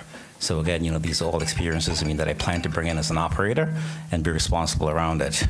Also, as a resident of Franklin Township, I've been in town for over 15 years. Clearly, making an investment in property, and also as an investor owning other real estate properties, within the town. So I've demonstrated that commitment to being a partner in town and continue to do so with this business venture. Next slide. So just want to sort of highlight some of the things, I bring to the table as an operator, or, expertise, I would say, to operate a successful business. I think we heard that in our earlier testimony, and I think I've heard that consistently from the board, that is very vital, right? That we bring expertise into town that make businesses, successful, which requires, clearly fiscal responsibility. So as an operator, right, I've managed projects, that exceeds millions of dollars. So a cannabis dispensary, these numbers are very familiar. In the space of healthcare, clearly, patient satisfaction is key. It is no different in the cannabis industry, where patient and customer satisfaction are key. Those are all expertise that I plan to make very transferable. As a project manager, seasoned project manager, clearly I've have a full handle on scope and on-time delivery. So with that, we do plan to run a very efficient operation, right, and ensure that all stakeholders involved, are taken into consideration. And once more, again, just from a compliance perspective, it is very clear that, that there's a lot of similarities, between healthcare and compliance, between healthcare and cannabis. So therefore, that it becomes extremely transferable, and we want to bring that to the table in this business. Excuse me, what did you do in the healthcare space? I worked in New York City for a firm, Emblem Health, where I served as the budget manager for several years. We became the 3rd largest plan in New York City. After leaving that, became the director of IT and program management, which meant that we were responsible for all Medicare, Medicaid patients within the city. So I oversaw all program management and IT for the division. Beyond that, I moved on to Emblem Health. They oversaw the healthcare system for New York City. I also served as their program manager for all projects and IT services. Thanks. Perfect. So just to highlight, some similarities, between healthcare and cannabis. Clearly, right? I think we all know our healthcare system is just highly regulated, from the managed care system all the way down. It's the same in cannabis, right? The CRC has created very strict guidelines for how we operate as within the business, and also how we operate with our partners, right? As you know, dollars in the healthcare system flows down from the state. Likewise, in cannabis, our regulations are going to flow down from the state. So we expect to bring those into town and be a very sound operator. Healthcare, no different than cannabis. Requires partnerships. Partnerships up and down our delivery system, from working with the government, healthcare providers, delivery, pharmacy, name it. Cannabis is no different, right? We have to deal with our growers, we We have to deal with delivery. We have to deal with customers. We have to deal with the municipalities, right? And more importantly, we have to deal with the community, right? So I think, those are partnership relationships, that's equally transferable that I want to bring to the town. And again, once more, just in terms of scale, the dollars, managed in the healthcare system is very similar. We all know that the cannabis, is a very high dollar volume business. So therefore, it is prudent and wise to have good fiscal responsibility being an operator. And that I bring to the table as an operator to this business. So let me talk to you a little bit about, the business, and then I'm sure we can get into some discussions later. As the business, I think, as an operator, I'm community focused, right? That's just where I'm at. This is not about just running a profitable business and gaining. It's about being a community partner. So first and foremost, we do intend to bring, jobs, into town. At the current rate, I think, we're projecting to bring anywhere between 8 to 10 jobs into town. Clearly, as a sound business, we expect to generate revenues that will also translate into revenues, for the township. Likewise, we've been in conversations, with nonprofit groups within the area, so we do expect to reinvest dollars into the township. It's not just about, taking dollars and taking them out of town. Again, as an operator, just being very strict around commitments, right? Just ensuring that, safety is paramount to us, and likewise is compliance. Safety to ensure that, we're following the CRC guidelines, to ensure that, we're serving clients who are over the age of 21. There's clearly a lot of concerns around, serving to minors. Yes, between, age checks and security and what we'll have within the store, we believe that, we will be very committed to safety and compliance. And then most of all, we're also, very committed to education. There happens to be a lot of stigma around the use of cannabis, both at a medical and at a recreational level. We believe that it's incumbent on us as operators, to address the education element of cannabis to ensure that both on the medical side, that there are health benefits to it, and on the recreational side, that people are using cannabis responsibly. That is one of our commitments as an operator to ensure that we bring that to the table. Moving on, just to share a little bit about the flow of the business. I think, John did share with you earlier that we will be sharing the space, with the bike shop, which will take a small portion of the existing space. The entrances, to the business will be the same, facing Amwell Road. We expect to have a flow-through where customers, come in one entrance to Amwell Road and will exit through the back, which we share a common alleyway with the deli. Deliveries, we don't expect that to come in through the front entrance. There's a side ramp, which that will not mess with the customer flow. So we expect that, again, deliveries, from our vendors will come up the ramp on the right-hand side, but we expect to see a very seamless flow from the front of the entrance, from the front of the building, through the back. Very minimal disruption to our bike customers and also our partners to the back, who would be the deli. Where does the bicycle repair business fit into this? Because it sounds like they're still going to be there, but in some smaller way. Do they have a separate entrance for them? Correct, yes. So the bike shop will remain. We will be modifying the front of the building to have two entrances, one for the bike shop to the left and one to the right for the dispensary. So there will be a dividing wall, which would be very secure between the two spaces. Okay, thanks. All right. So speaking again, of our customer flow, we do expect our customers, to enter the building through the Mott Lane, which is again the front, the same as the bike shop. Upon entry into the building, age verification is mandatory, both to enter the building and also upon the completion of a sale. So there will be 2 ID checks for our customers as they come into the building. Our model is such that, we will have a concierge service, such that, clients will not be able to come into the store and purchase on their own. Upon entering the store, they will be escorted with an employee who would walk them through that sales experience. So we do not expect customers to be roaming the store, unregulated. That's not part of our model.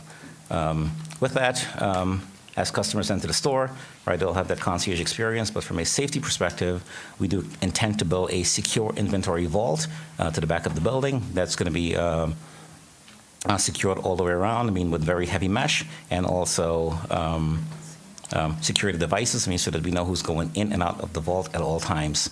Often said in the cannabis business, there's some concerns around, odor and or products being exposed, it is safe to say that in our business there will be no cannabis products, open on the sales floor.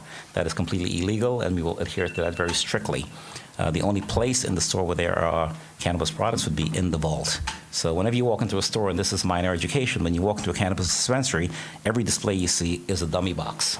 There are no products in those boxes. All right, so we expect to comply with that and ensure that all products, are held within our storage facilities.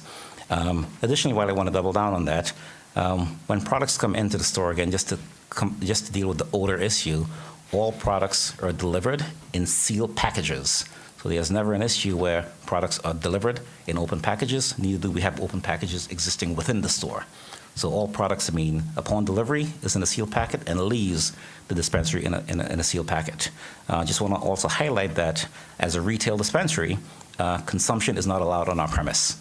So under no condition are we allowing consumption on the premise or around the premise. That's just a big no-no, and we will adhere to that from a compliance perspective, 110%. Doubling down on, just staying compliant. Security is going to be a very big part of our operations. Staying, again, compliant with the CRC guidelines, where we'll have security cameras both in the interior of the building and the exterior of the building. Cameras will be on every entrance and all point-of-sale stations, and also within the storage room, so we know who's coming in and out. So there will be strict compliance around how we deal with inventory. Jumping around a bit, I dealt with odor and consumption. That is a no-no for us. Right? We expect again, all products to be in sealed packages, and consumption is not allowed under any conditions, so we don't expect that to be an issue. And that's a state law, is that correct? That is currently a state law, correct. And I believe we know that Franklin Township at this point in time has not allowed for the consumption lounges, so we do expect to comply with that and just be a retail dispensary and not permit consumption in any way, form, or fashion. So just to wrap up before we move into questions, just want to highlight why I think this application is strong and why we come before you today. One, initially we received a resolution from the township back in 2022. That there has been some issues around the limitation of license. We were part of that early applicant who received a resolution in town in 2022. Secondly, speaking of partnerships. We were already awarded a state license from the New Jersey CRC, which means that we have a conditional license, and the next stage will be an annual license, after receiving the approval to open the doors. Again, highlighting that we are part of the initial 18 applicants, that's in town, so this is not a no application. It's not applying for a new license. We're already part of that cohort that the township has already granted. Speaking of partnerships and the importance of partnerships, NJEDA, New Jersey Economic Development Corp., they issued a joint venture grant program that was open to all state operators. I happen to be one of the operators, that won that grant, and that was one out of many thousands. So as a state entity, I think, they looked at our application, looked at the operations, and felt that this was very sound and awarded us, that application. So I think that's a strong sign of their vote of confidence in the operations that we expect to run. And then secondly, finally, as a member of the town again, I expect to be committed to being a good neighbor, which I think we've already started building those relationships, with folks, who operate within the same building and neighboring businesses. Those relationships we've started to build that, and we plan to continue doing so. That's just part of the fabric of Gary. And the other that I just want to touch on, while we're here, I know that, and I've heard on several occasions that there's been concerns around traffic and parking in town, specifically at the location. I think it is safe to say that, with the three businesses, that are operating at this location, we've had countless conversations with our business partners, and pretty positive, and you'll hear more from our traffic expert later, that the number of parking spots we have at the site is more than adequate, right, to supply all the businesses. One, we meet the standards of the township. Two, we've also looked at the business pattern of all three, and that, the deli, which is our main partner, which has, I want to say, the majority of traffic at that location, they operate more in the morning and lunchtime hours, and that's where they see the highest volume of traffic, whereby we see our high volume of traffic in the afternoon and weekends. So we don't expect that to conflict with the traffic patterns coming in and out of the building.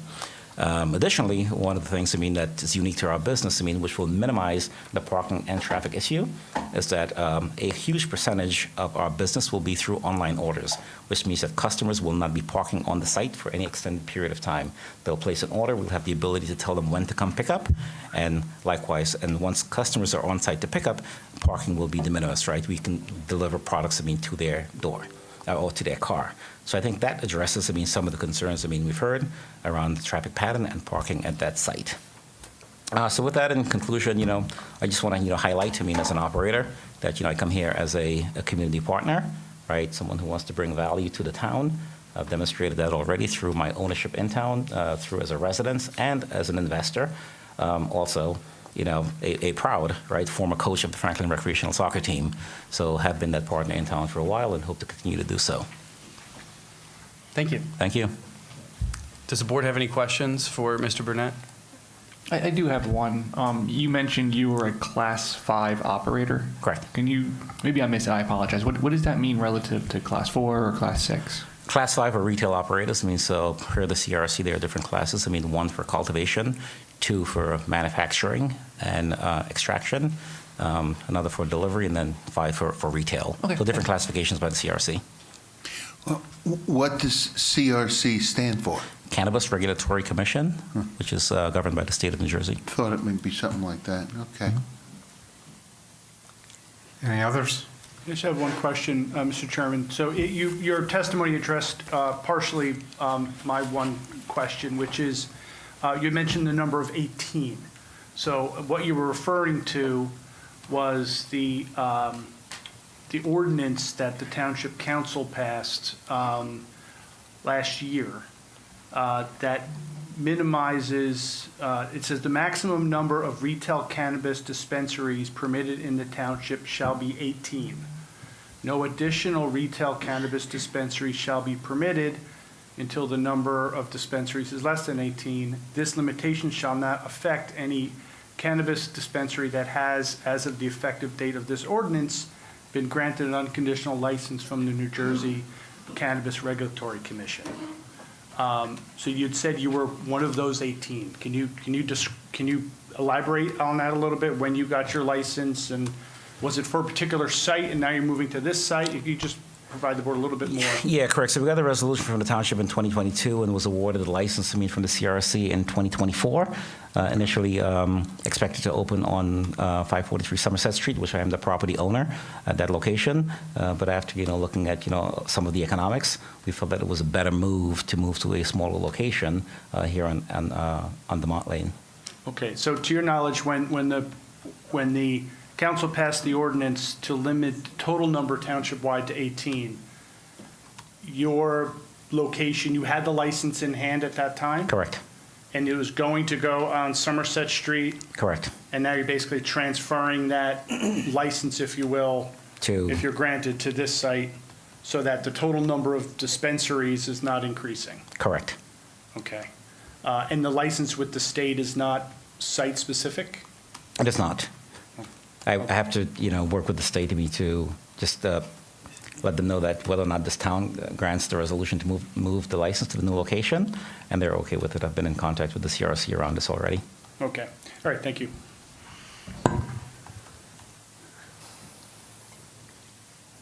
Okay, I guess next one. Sure. Why don't you just stay here in case there's any follow-up? My next witness will be Marcus Rosenau, our expert in the field of architecture. Do you want to sit over here? Sure. Thank you.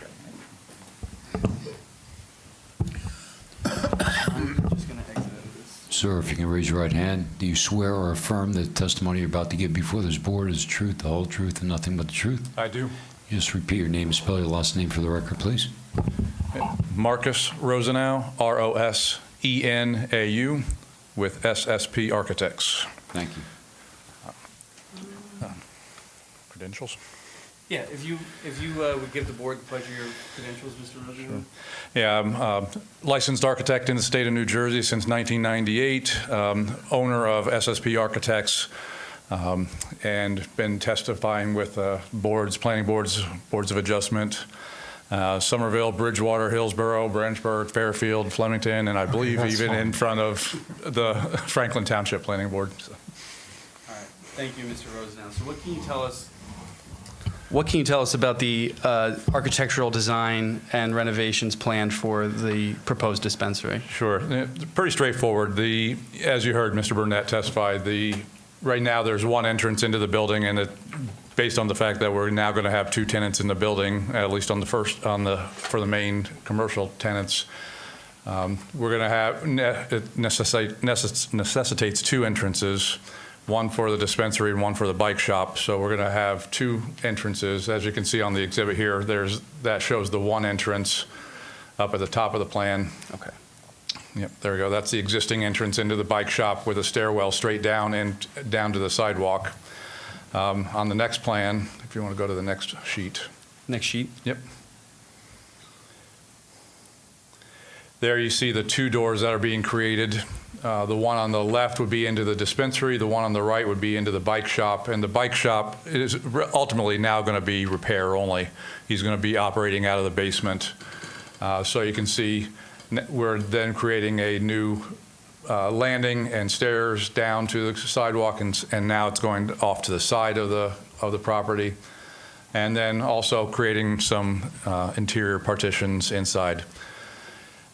If you then go down to the front picture and elevation, you can see in addition to the new stairs and landing and doors, we are creating some new canopies to identify the two separate businesses. And are those signs consistent in terms of style and size as to what exists today? Yes. And they're compliant with the township ordinance? Yes. Thank you. I have no further questions for Mr. Rosenau unless the board does. Anything from the board? I do have one quick question, sorry. Sure. ADA accessibility? Yep.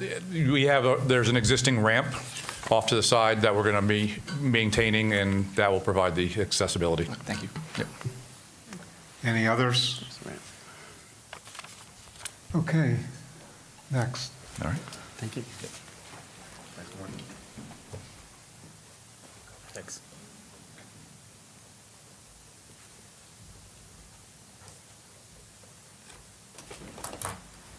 Bear with me. Hi, can you raise your right hand? Thank you. Do you swear or affirm that testimony you're about to give before this board is the truth, the whole truth, and nothing but the truth? I do. Can you just state your name and spell your last name for the record, please? Sure. My name is Rihanna Kirchhoff, Kirchhoff. And Ms. Kirchhoff, could you please give the board the benefit of your background and credentials? Absolutely. I'm a senior project engineer at Dolan and Dean Consulting Engineers. I've been in the traffic engineering industry for approximately 10 years. I'm a licensed professional engineer in the state of New Jersey, graduated from Stevens Institute of Technology in 2011, and my license is in good standing. And I've presented in front of this board maybe a couple of years ago. We're fine with it. All right, thank you. Thank you. Now, Ms. Kirchhoff, you prepared a report that was submitted along with the application, is that correct? That's correct. Okay, can you please walk us through that report and tell us about the traffic on the site and the surrounding area? Absolutely. So the project involves converting 674 square feet of the bike shop into a cannabis dispensary while retaining approximately 115 square feet for the bike shop. And as you heard, the bike shop will retain the basement for its operations for storage and repair. Most importantly, there are no changes to the building footprint, access driveways, or the overall parking supply. The site shares access and parking with the adjacent lot, which is developed as the Raymond Salon and Spa, and the site is accessed via a full movement driveway on DeMott Lane and two driveways on Amwell Road. So this setup supports efficient circulation and disperses the site traffic, reducing potential conflict points.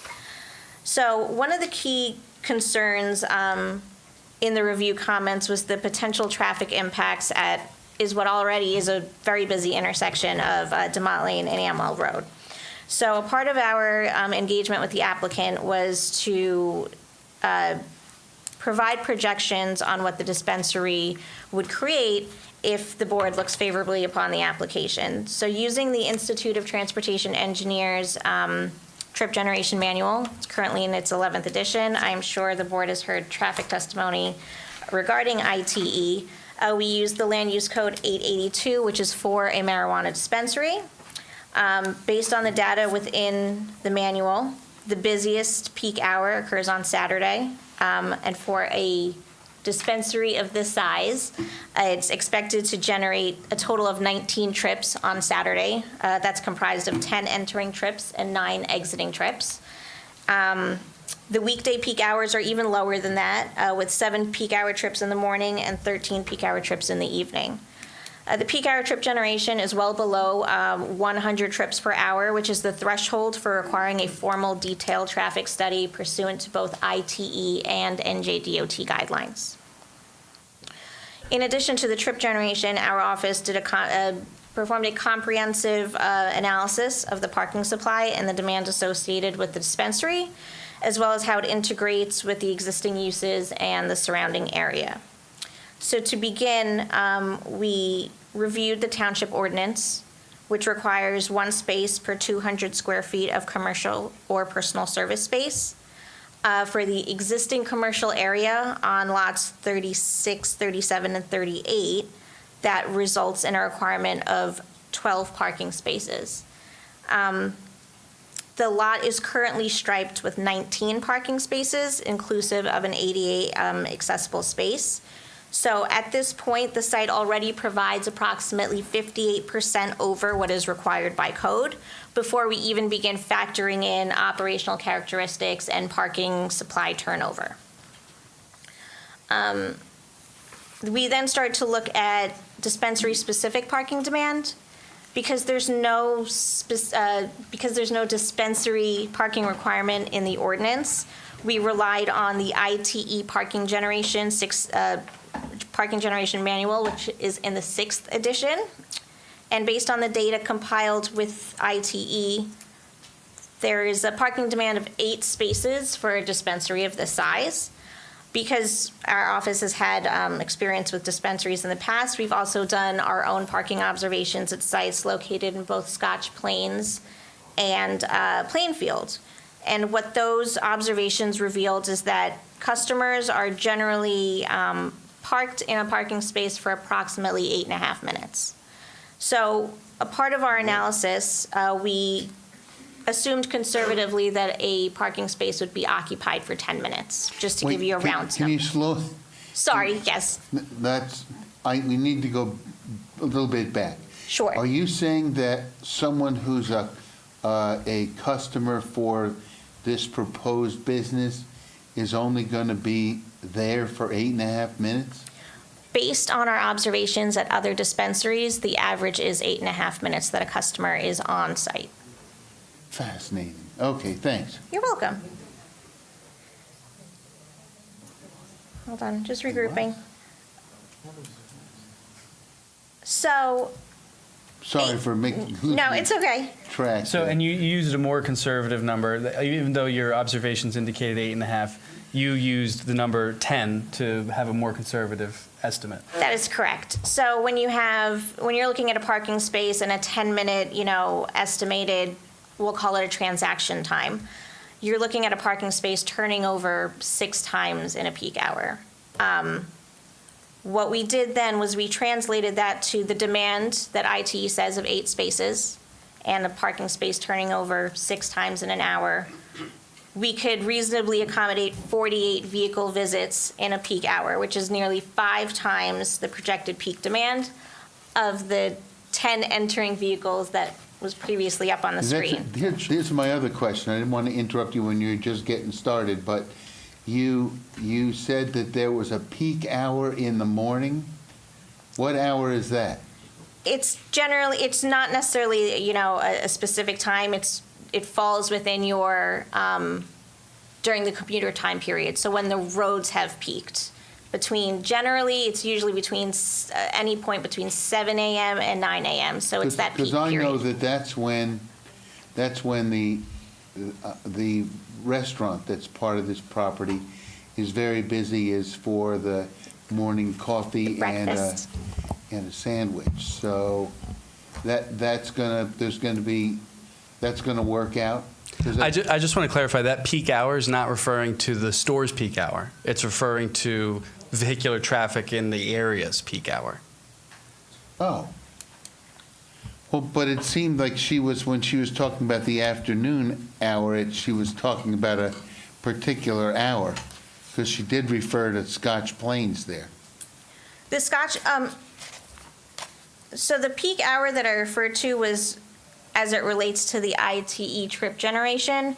And what it does is it narrows down the operation of a given land use, in this case a dispensary, when the roadway has reached its maximum activity. So when the roadway reaches its peak activity during the morning commuter hour, the site is anticipated to generate 7 trips during that time.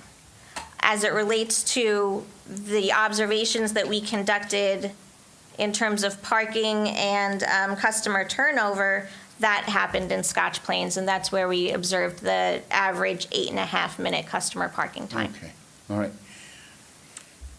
I could probably ask about 40 more questions about what you were just talking about, but it's not worth it.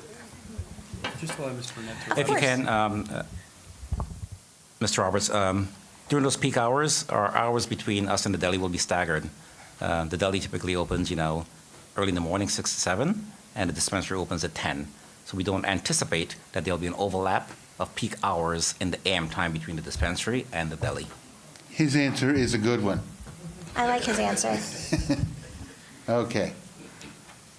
Actually, this is a great time for us to continue on that. So, as you heard, we have multiple commercial tenants on the site, and the peak hours of the use are naturally staggered. So the Corner Cafe and Grill is busiest, as we said, during breakfast and lunch, but they close at 4 o'clock. The bike shop will operate on a limited footprint, so we don't anticipate a lot of parking demand associated with their use. Yeah. So in contrast, with the dispensary's peak hour and a more active being in the late afternoon and evening, the cafe's activity has wound down at that time. So there's very little overlap during that and minimal conflict at that time. One of the important things that I want to acknowledge is that the property benefits from a recorded access easement with the adjoining lot 35, which is developed with the salon and spa. And this easement allows for the shared use of access and parking across the 2 lots. So we have not, in our analysis, relied on the 16 spaces that exist on lot 35, and based on our calculations, we don't anticipate needing them. But the easement does provide added flexibility in the unlikely event that we would need to use that parking. Well, now this comes to another point, but it's almost like I missed asking this question before to Mr. Burnett. But so we'll do it from a different point of view. Did you have any experience looking at traffic when for example, the Scotch Plains property had some sort of a special event? No, we did not look at any kind of events for that type of use at that time. Do you know whether or not this applicant is planning to have any special events that will draw crowds? No, not at this specific site. Because of the location and the size of the parking lot, we do not expect to have special events and that will draw high participation. Okay. So just to be clear, if it was a condition of the approval that the applicant couldn't hold special events, that's something the applicant's prepared to consent to. Good. That's great. So just to wrap up, we understand the board has to consider whether the use can be granted without substantial detriment to the public good.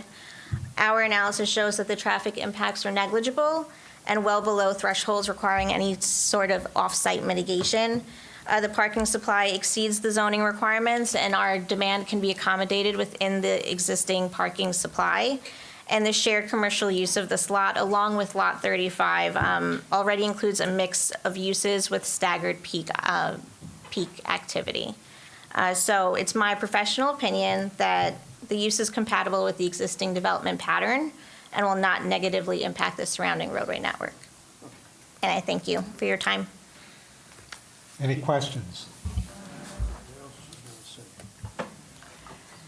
I have a question, not so much relating to the traffic, but like some of the other testimony that's been made, and I must admit, I don't really know much about state laws regarding, cannabis use and all. But so some of the things that you said, like no consumption is or will occur, in the facility or vicinity, that's because a state law prohibits it, and you're confident everyone's going to follow the law. Is that correct? The state law prohibits it, and we are responsible for enforcing it. As operators, I mean, any violation to that puts our license at risk. Okay. All right, sorry it wasn't related to traffic, but it's just in general. Any other questions for this witness? Yes, I have a question, and this relates to this 8.5 minute, because I'm not really sure, and I'm trying to tie into your presentation earlier, where you talk about, let's say I'm the customer, I'm coming there for the first time, and you talk about some experience, showing me around and so on. That 8.5 minutes seems very, very quick to me. Because if you're going to give me an experience, pay you, buy some stuff, hopefully for you, and walk away from there in 8.5 minutes, it seems very, very, very fast to me. If I can, the 8 minutes is related to what we would consider to be the average consumer, and the average consumer, believe it or not, is much more educated than we think. They know specifically what they're coming to the store for. They come in, they ask their questions, we fulfill the transaction, and they're out the door. It is an anomaly to find a customer who wants the full-blown experience to stay in the store for 10 minutes. That's an anomaly. Well, for example, you can't give anybody free samples there. No, absolutely not. Right. So that'd speed up the nature of the visit. Absolutely. So what the traffic study says is that the amount of time that they observed ranged from 3 to 22 minutes. And then the average was 8.4. So, I'm guessing the 3 minutes is somebody who goes in there, obviously knows exactly what they want, and they go to the person and they say, give me whatever that product is, and they're in and out instantly. 22 minutes, I'm guessing, is probably the newbie going in there going, what do I do? And they're there for a while. And the average was 8.4 minutes. That's per the traffic report that was submitted. Any other questions? Okay, let's move on. Thank you. Our final witness this evening will be, once again, Mr. Kevin O'Brien, our professional planner.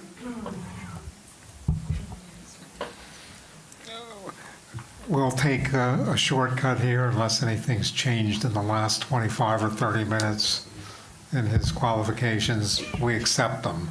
So you can start. I'll just swear him in real quick. Mr. O'Brien, do you swear or affirm that the testimony you're about to give before this board is the truth, the whole truth, and nothing but the truth?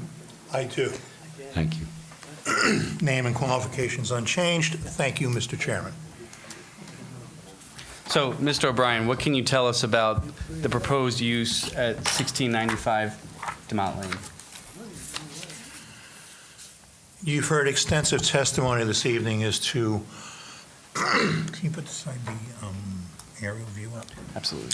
As to the business, which is to allow a retail cannabis dispensary in a pre-existing non-conforming neighborhood retail center.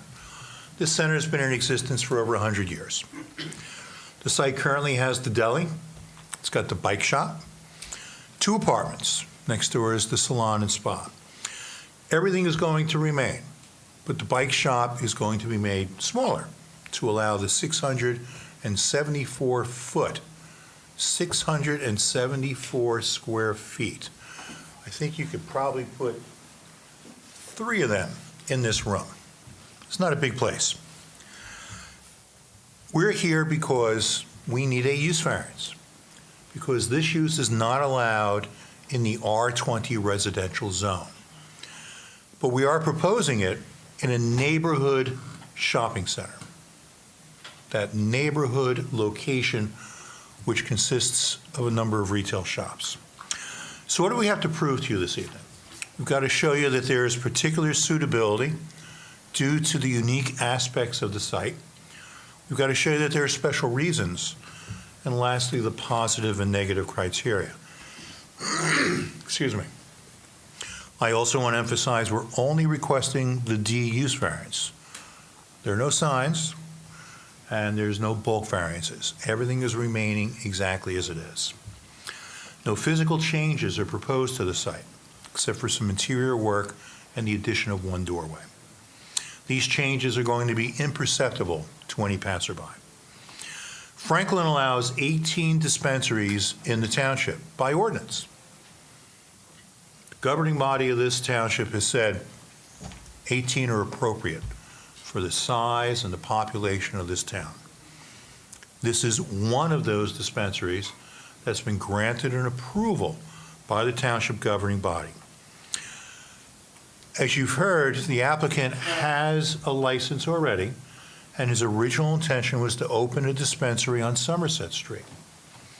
There are a number of other dispensaries along Somerset Street, and it was made clear to this applicant in his discussions with the township and the community that why another one there? Didn't make a business sense, didn't make planning sense because there's so many there already. How many can the market bear? And instead, the township has made it clear to the applicant that we'd like to see them spread throughout the township. Take these 18 and move them around. Just like you've got a convenience store in many locations, they're not all on Somerset Street. This allowed use, legal use, by the state of New Jersey, allowed by every resident of the state. The township says, if people want to do it, God bless them. But let's spread it around the town so that people don't have to travel all over the place. And there are businesses throughout the township, which benefits everybody. This will be opening a dispensary in the 3rd ward where there are no dispensaries today, none whatsoever. So this will be a first for that ward. The dispensary will have no impact on the area. You've heard testimony that there'll be no odor. There'll be no traffic impact. The product is in sealed bags. Nothing is consumed on site. If it is, the applicant is going to lose his license and he'll be out of business.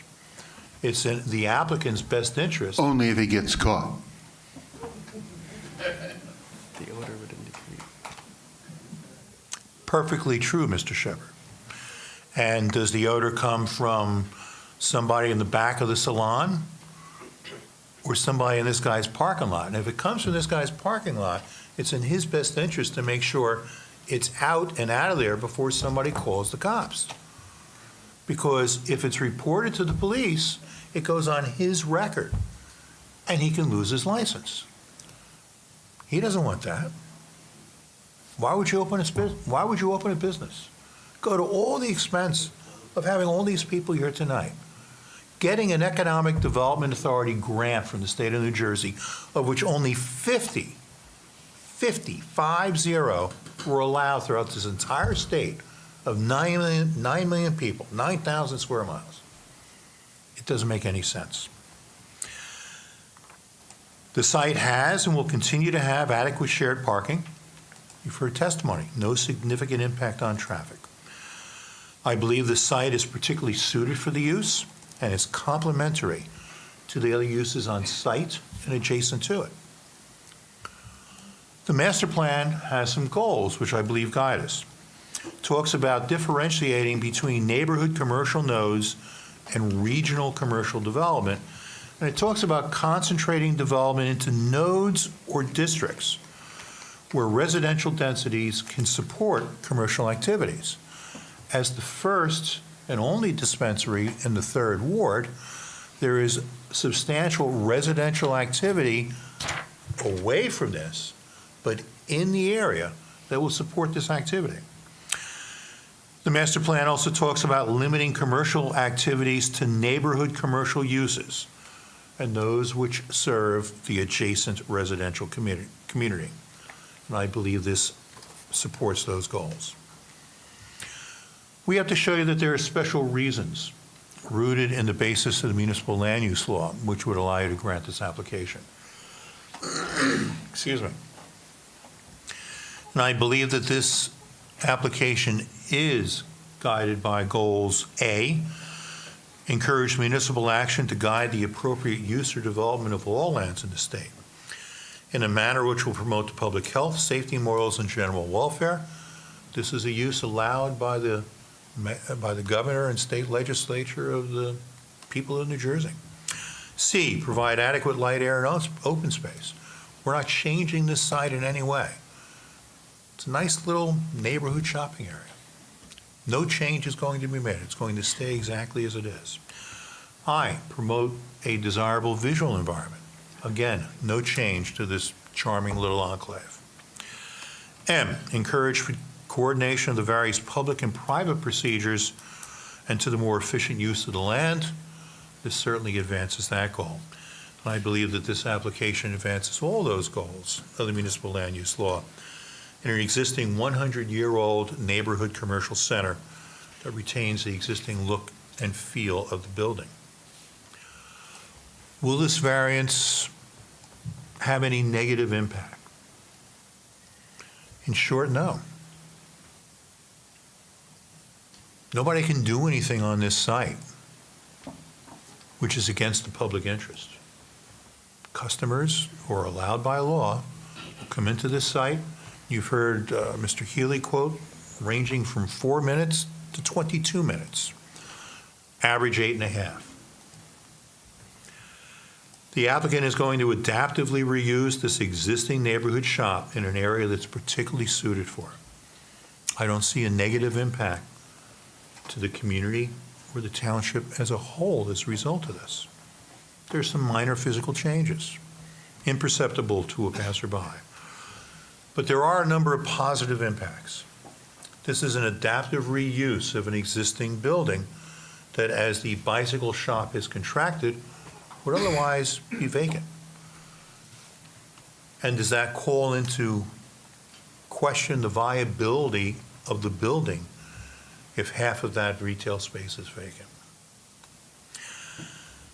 A new dispensary in the 3rd Ward is going to be opened, a new business in town opened by a local business person, a number of employees, and additional commercial activity in a local neighborhood shop. I think all those are positives in this application. As we discussed earlier, the board is familiar with the criteria for reviewing a use variance for a non-conforming use. The 3 prongs of special reasons, reconciliation with the master plan and zoning ordinance, and that the application have no negative impact upon the neighborhood and surrounding properties. I believe this application meets those tests. We've demonstrated that there are special reasons supported by the municipal land use law. It can be reconciled with the master plan and the zoning ordinance. And lastly, the application has met the negative criteria and shown that there are no detriments. Well, wait a minute now. Let's raise something that is a concern to me here. Certainly. If you walk down the street just a short distance from where that building is, there's a driveway that leads you right to the Sampson G. Smith School.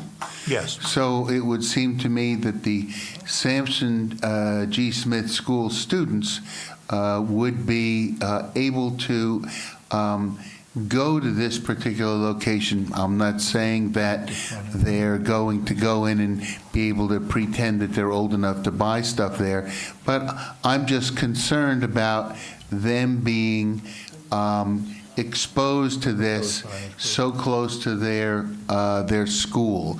Have you given that any thought? Absolutely. We're going to pull up the proposed signage on the front of the building. And what the signage shows, it says dispensary. There we go.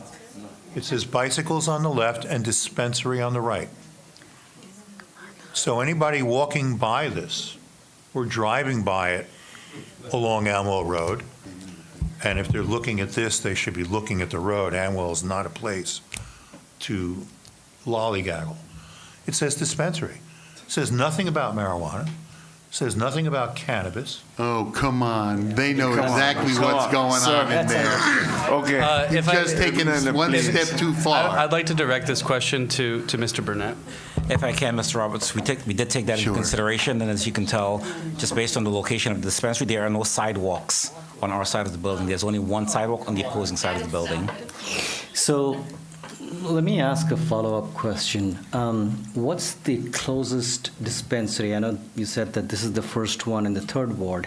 What's the closest dispensary that exists today, either in terms of distance or in terms of travel time? Do we know that? And if I may add to that question. Well, I'm sorry, unless you want to. No, because I think it will help answer a little more things also. Which other locations, apart from this, did you scout? That you prefer just this location and not anything else? I think this was a favorable location as we look throughout the town. As been said earlier, the other areas of town, were very concentrated, so we did not, extend any efforts. To looking in a section of town, it was already concentrated. And I think to go back to Mr. Shepherd's question about people trying to come in to the dispensary and attempting to purchase, maybe Mr. Burnett can tell us a little bit more about the security that is there at the location. So, but what Could we it go back didn't to the answer. previous question? Yeah, it didn't answer Shubhendu's question as to how far is it from the nearest other dispensary. The next dispensary, it's at least 2 miles away. We have Unity, which is over at the ShopRite. And then at the far side of Amwell, it's Somerset, the dispensary of Somerset. Those are the two closest dispensaries to our location. Chair PJ? KFC? Correct. Amwell Avenue all the way down to the Brunswick corner. How is that walking distance? Just 2.5 miles? Yeah, neither within walking distance. Okay. So is it time for questions? Was he done with his testimony, or? I would conclude that the application can be granted without substantial detriment to the public good and without substantial impairment of the zone plan and the zoning ordinance. I welcome your question. Okay. Actually, again, I have to apologize for my ignorance about all these dispensaries, but did you say that there were 50 allowed in New Jersey and 18 of them are in Franklin? There are 18 allowed dispensaries in Franklin Township. Out of 50 in the whole state? The New Jersey Economic Development Authority, a statewide agency, granted 50 applications for cannabis dispensaries throughout the state. There are hundreds of cannabis dispensaries throughout the state of New Jersey, but the Economic Development Authority allowed 50 of them, allowed 50 dispensaries to apply for a grant to help put them into business. So it's a partnership program with NJEDA, whereby they looked at all of these applicants who they thought would be viable contenders within the state, and we were awarded one of those grants from NJEDA. Okay, thanks, yeah, okay. You're completed. Thank you, Chairman. Any other questions from the board? Yeah, I would have liked to see a little bit more scoping in some other areas than very near to a school. There's an argument, of course, to be made, the building is fine and all of that is fine, but the school is also there. So I would have at least hope as a board member and as a parent that you may have come prepared to say, look, I looked at this streets or so on and so forth. For us, at least for me, I speak on my behalf, that I can possibly make a decision that there is no other place in Franklin where this can be situated which is compliant and is not near a school. Now, Mr. Burdette, could you reiterate your testimony about the other site that you did scope and what drove you to this location? So again, once more, right, taking into consideration the saturation of the dispensaries within the town, we certainly had another location on Somerset Street, which was suitable, but we looked at, again, where it would make sense for the town to not be in another concentrated area, which again could cause for a decline in the business, and felt that, within this zone of town where there were no dispensaries, and also within what we would call very appropriate distance, from the school, right, we felt that this was a better location. Earlier I mentioned that the next dispensary that's closest to us is the dispensary of Somerset, which is literally within walking distance of the middle school with sidewalks on both sides of the street. We are not within those proximities, so we did take that into consideration, knowing that the average student who comes out of that middle school is being driven and not walking home, whereas that's the scenario we see on the other side of town. And I just want to ask you again, Mr. Burnett, how many times before a patron can actually make a purchase do you check their identification? IDs are typically checked twice before a purchase is made, once to enter the building and second verification upon purchase. So it's very highly unlikely that we'll have someone coming in without the proper identification. And what would occur if you did make a illegal sale to somebody who did not have proper identification? I think it speaks to the loss of our license, right? It's clear that we're not taking those chances. I think that this subject with the schools, that's a legitimate concern, but I think we're missing the point to a certain extent. The kids in the school at least are supervised. Most of them are not on foot. The vast majority are traveling on buses or in cars. I'd be more concerned about who is at the library, which is a lot closer, a lot more accessible to this site. I don't know what safeguards that you can do other than not letting people into the dispensary, but I don't know if that's I don't know if the school is a reason to have the highest amount of concern.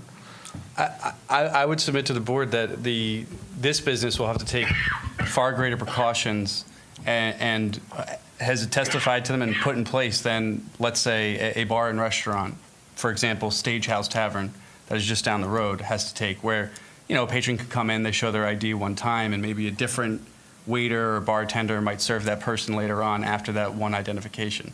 This is an enterprise where, upon entry, a single person, their only job is to check IDs and only let people in who are supposed to be there.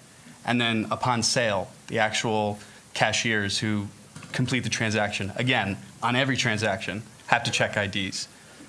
It's a practicality of this type of business, and anywhere you go, regardless of location, it's something you have to be concerned about.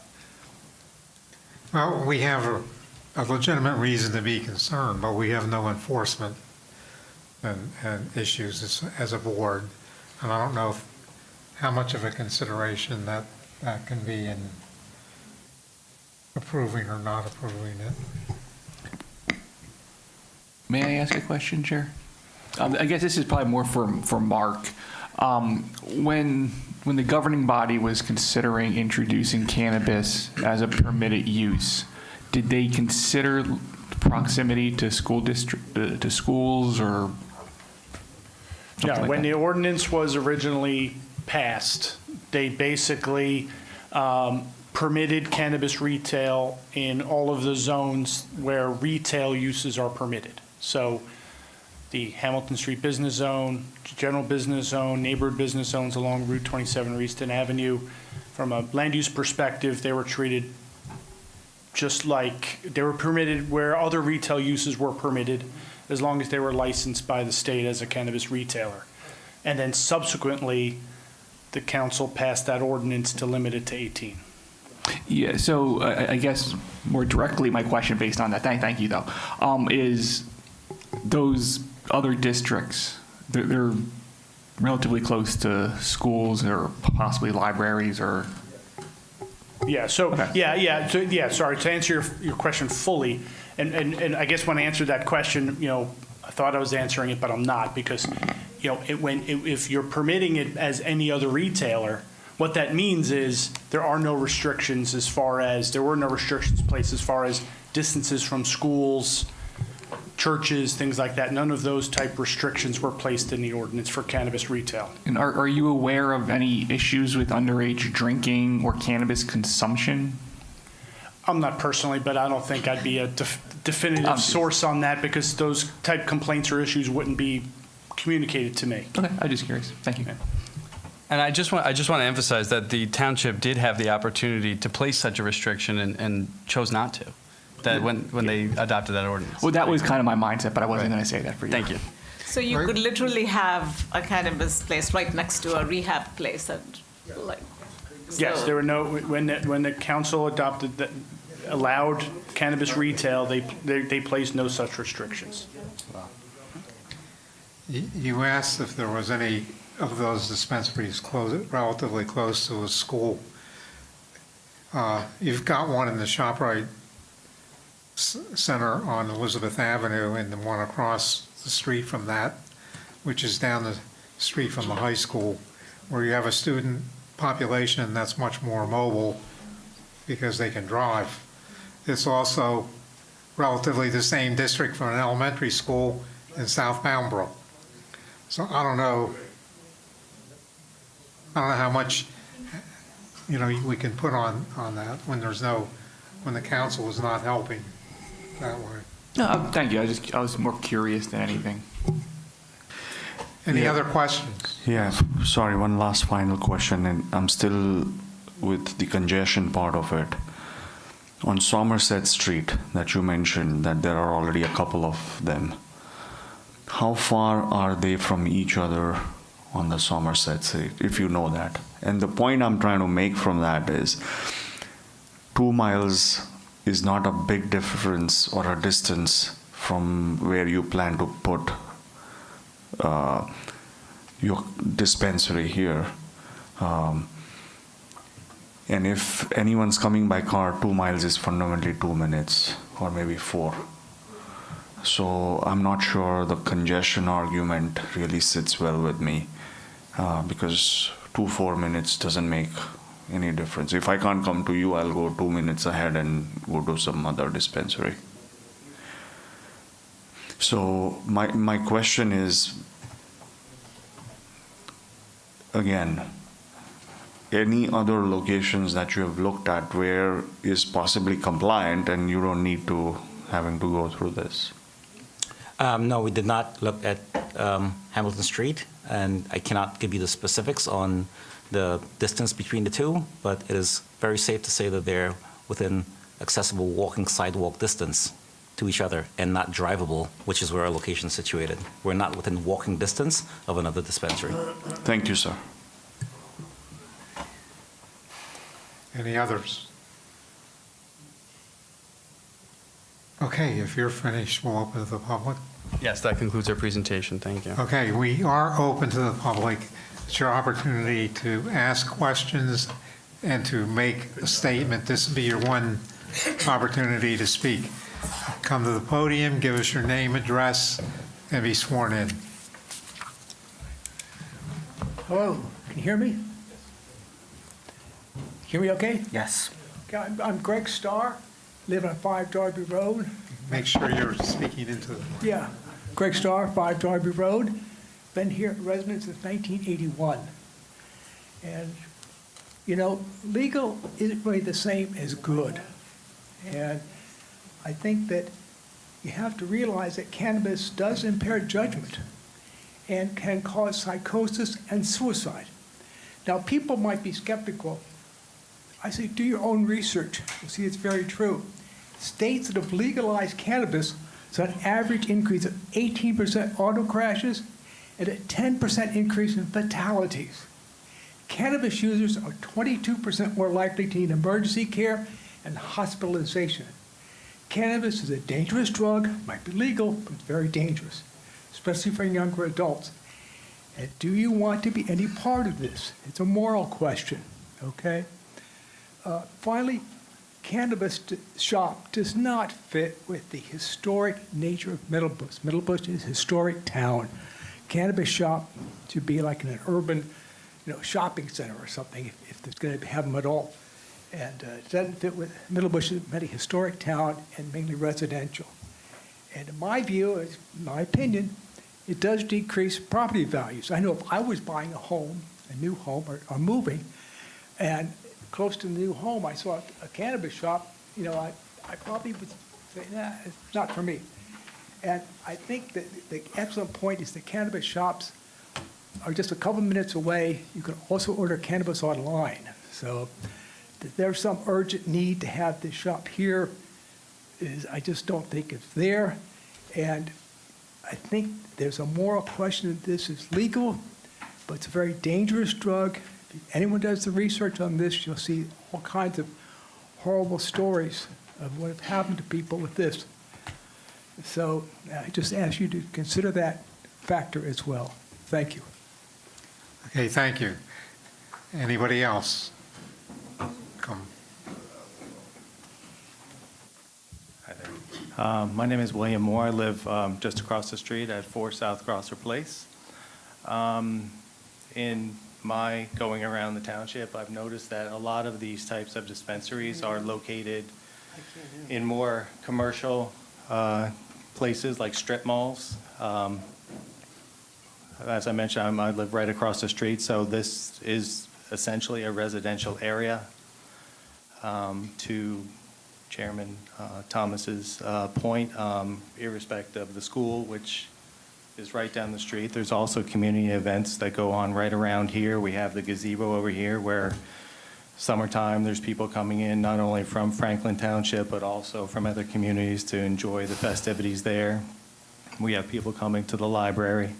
And also backing up, right up to this proposed cannabis store is a United States post office, a federal post office. So in my mind, that's not a very good look. And I just think the overall, with the traffic and everything that goes along with the proposed site here, I think it's just a bad location for this community.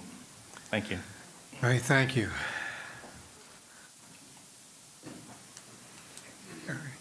Karen Moody, 4 Denharder Drive. Actually, Make sure you get close to the mic, please. I'm a little appalled at the fact that we have 18 dispensaries that we can have in our township. We already have 9. None of them are really by schools. This is the closest. I'd like to know how many feet we are from that school. Does anyone know how many feet? What was the question? Well, it's close to a school. It's close to a temple. It's close to a church. It's in a little shopping center, which is really not a shopping center. It used to be a gas station. It used to be called Itlo's a long time ago. And there's hardly any parking. The traffic is bad. Those are 2 bad lights. We've had so many accidents in both those areas over the since the lights were put in, actually. And there's no traffic study. I don't know about the Scotch Plains location. I have no idea where that is. Your traffic expert, I guess, left. So I'm asking you, did you do a traffic study as far as people turning in to DeMont Lane from Amwell or going in from Hamilton to the shopping center? No, we did not. So you really didn't do a traffic study then? So let's if there's going to be questions of people, then they need to come back up. She needs to answer that on the record.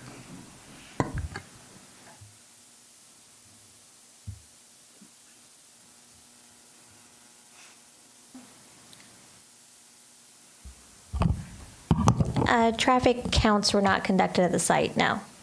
So then how do you know whether it's going to be good or bad as far as the hours that the people are going in and out of that small area?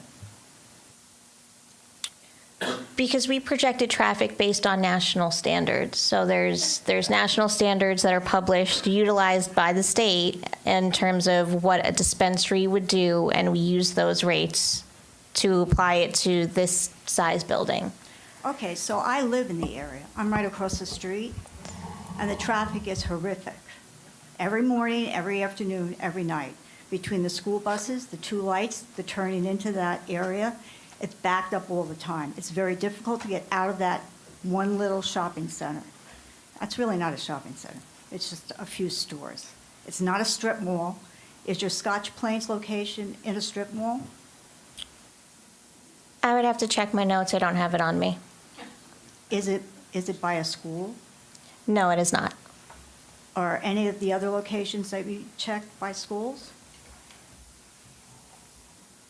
I happen to be familiar with the Scotch Plains location. I grew up in Scotch Plains, and I know where that location is. It actually is less than 1 mile from the high school with driving students. How many feet? It's less than a mile. So I don't know, how many feet are in a mile? I don't know. 5,280. 5,000? But what is the state, does the state have a mandate on how far away this can be from? No, it does not. Okay. Okay, so maybe can the zoning board suggest to the council that they put more restrictions on these dispensaries? I mean, I really, it's actually a quality of life, as far as I'm concerned, problem with us in the area. It's just a rural area. It was a little town. Middlebush was a little town, I know. A little, very small village, which has grown over the last 200 years. But to put something like that, like I said, children do walk. They aren't all bus-ridden children. I see them walking all the time. They walk across the street. They, you know, there's walkers. They go to the library. They go to the post office. So it's not like kids aren't going by. They are. And I don't know if any of you even drive into where the little deli is, but it's packed. The salon is packed. The parking lot is packed, always. I mean, except for maybe a few hours, but most of the time, it's hard to get a parking spot. And it's very hard to pull out. So I just would like everyone to consider that, because I think these are major issues for the area. Thank you. I just want to ask some follow-up questions of my two witnesses in response to the public comment. So, Ms. Kirchhoff, the traffic report that you prepared, is that in accordance with federal standards? Yes, it is. And is it in accordance with state standards? Yes, it is. And can you remind me, what is the threshold requirement for a formal traffic study on site to be conducted? The site would have to generate 100 or more trips within a peak hour. And what is the projection based on those federal and state standards for the highest number of trips generated to this site based on the proposed use? 19 peak hour trips. Thank you. And I also have a question for you, Mr. Burnett. Now, you've worked closely with the property owner of this site to bring this application to bear. Is that correct? Correct. Now, I assume, and please correct me if I'm wrong, did you talk about traffic patterns and parking on site with the property owner? We absolutely did. Did you ask him, or her, I'm sorry, I'm not sure, whether there's ever been any parking issues or traffic issues surrounding by the site, whether there's ever been any complaints logged about the site? Not to the knowledge of the tenants or the landlord. Thank you. Okay. Next speaker. Yes, my name is Anthony Walker. I live at 15 Darby Road. I've been a resident of Somerset since 1982, a neighbor of Mr. Starr. My complaints are twofold, or multiple folds. One, I'm concerned about the school. I'm concerned about the library, and I'm concerned about the, like they were saying, the park, where they have all of the affairs for activities going on. But most importantly, I use a walker a lot, and I walk up and down Amwell Road, and I cross the street and go into the deli. And one comment that was made was, you're going to have a ramp that will now take me into the dispensary, but I use that same ramp to go into the deli. So is that going to change? My other question is, or concern is, at the back of the deli, there's a little sitting area where people could go eat their lunch or whatever. So if I go to the dispensary and buy something, Can I just go sit in the park and use it? But what's going to prevent me from doing it? So, I mean, it's more than just, well, you go to the store and get something. But when I use this walker and I come up and down on Amwell Road, there are certain times of the day I don't even try to go. I do it like they were talking about off-peak hours. And even during the off-peak hours, like between 10 and 12 or between 10 and 2, that traffic is crazy. And using a walker, I got to be very careful about crossing the street. So if you got people in a dispensary shooting in, zipping in and out, that's a concern to everybody. So it's not just, people who can drive. What about people who can't drive? And then one other question I have, or concern I have, is up the street, there's also the Stagecoach Inn. Now, what happens if people go, just hypothetically, go to the dispensary and then go back up on the weekends at Stagecoach? They can do whatever they want in that area, and it's not on their property. So, like I said, it's more about the community than just a local place like that. And I remember when they converted the deli to a bike shop and put the apartments up there. That was back maybe 20, 30 years ago. So it's changed a lot. And I also remember back in the day when kids, I live on Darby Road, kids used to have to walk to Sampson until a kid got hit by a bus. And that's when they started making all kids in this area take a bus. So that's all I have to say. Okay, thank you. Anyone else?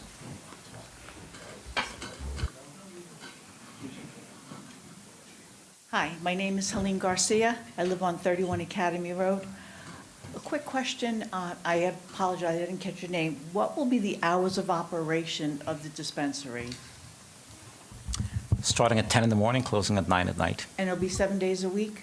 The hours will be modified on Sundays. We'll have shorter hours on Sundays. Okay, because I'm concerned that the traffic will conflict with the schools and with the houses of worship. There's 3 different houses of worship in the area, and they do host events, so I'm concerned that the traffic could become an issue. In the initial presentation, it was mentioned that you can build in security measures. Are they a standard security measures in the building? Like you said, you're going to put in a vault and other stuff. And is the architect licensed in those? I'm just trying to make sure that it's going to be housed in like 3 different properties. Will they be that secure? Yes, so access control will be built in on all entrance doors, both front and back. We'll also have access control doors, into the vault. Okay. So you'll have to go through multiple access control doors in order to get into the building and to get access to the products. Okay. And lastly, there are 3 dispensaries already on Eastern Avenue. Is there going to be like a dispensary war? Because now we're going to have all these dispensaries, and is there going to be a conflict? I know you can't answer that right now, but we already do have them. So, I know they issued the licenses, but it's just a concern. I'll do my best to be a responsible business owner. Anyone else?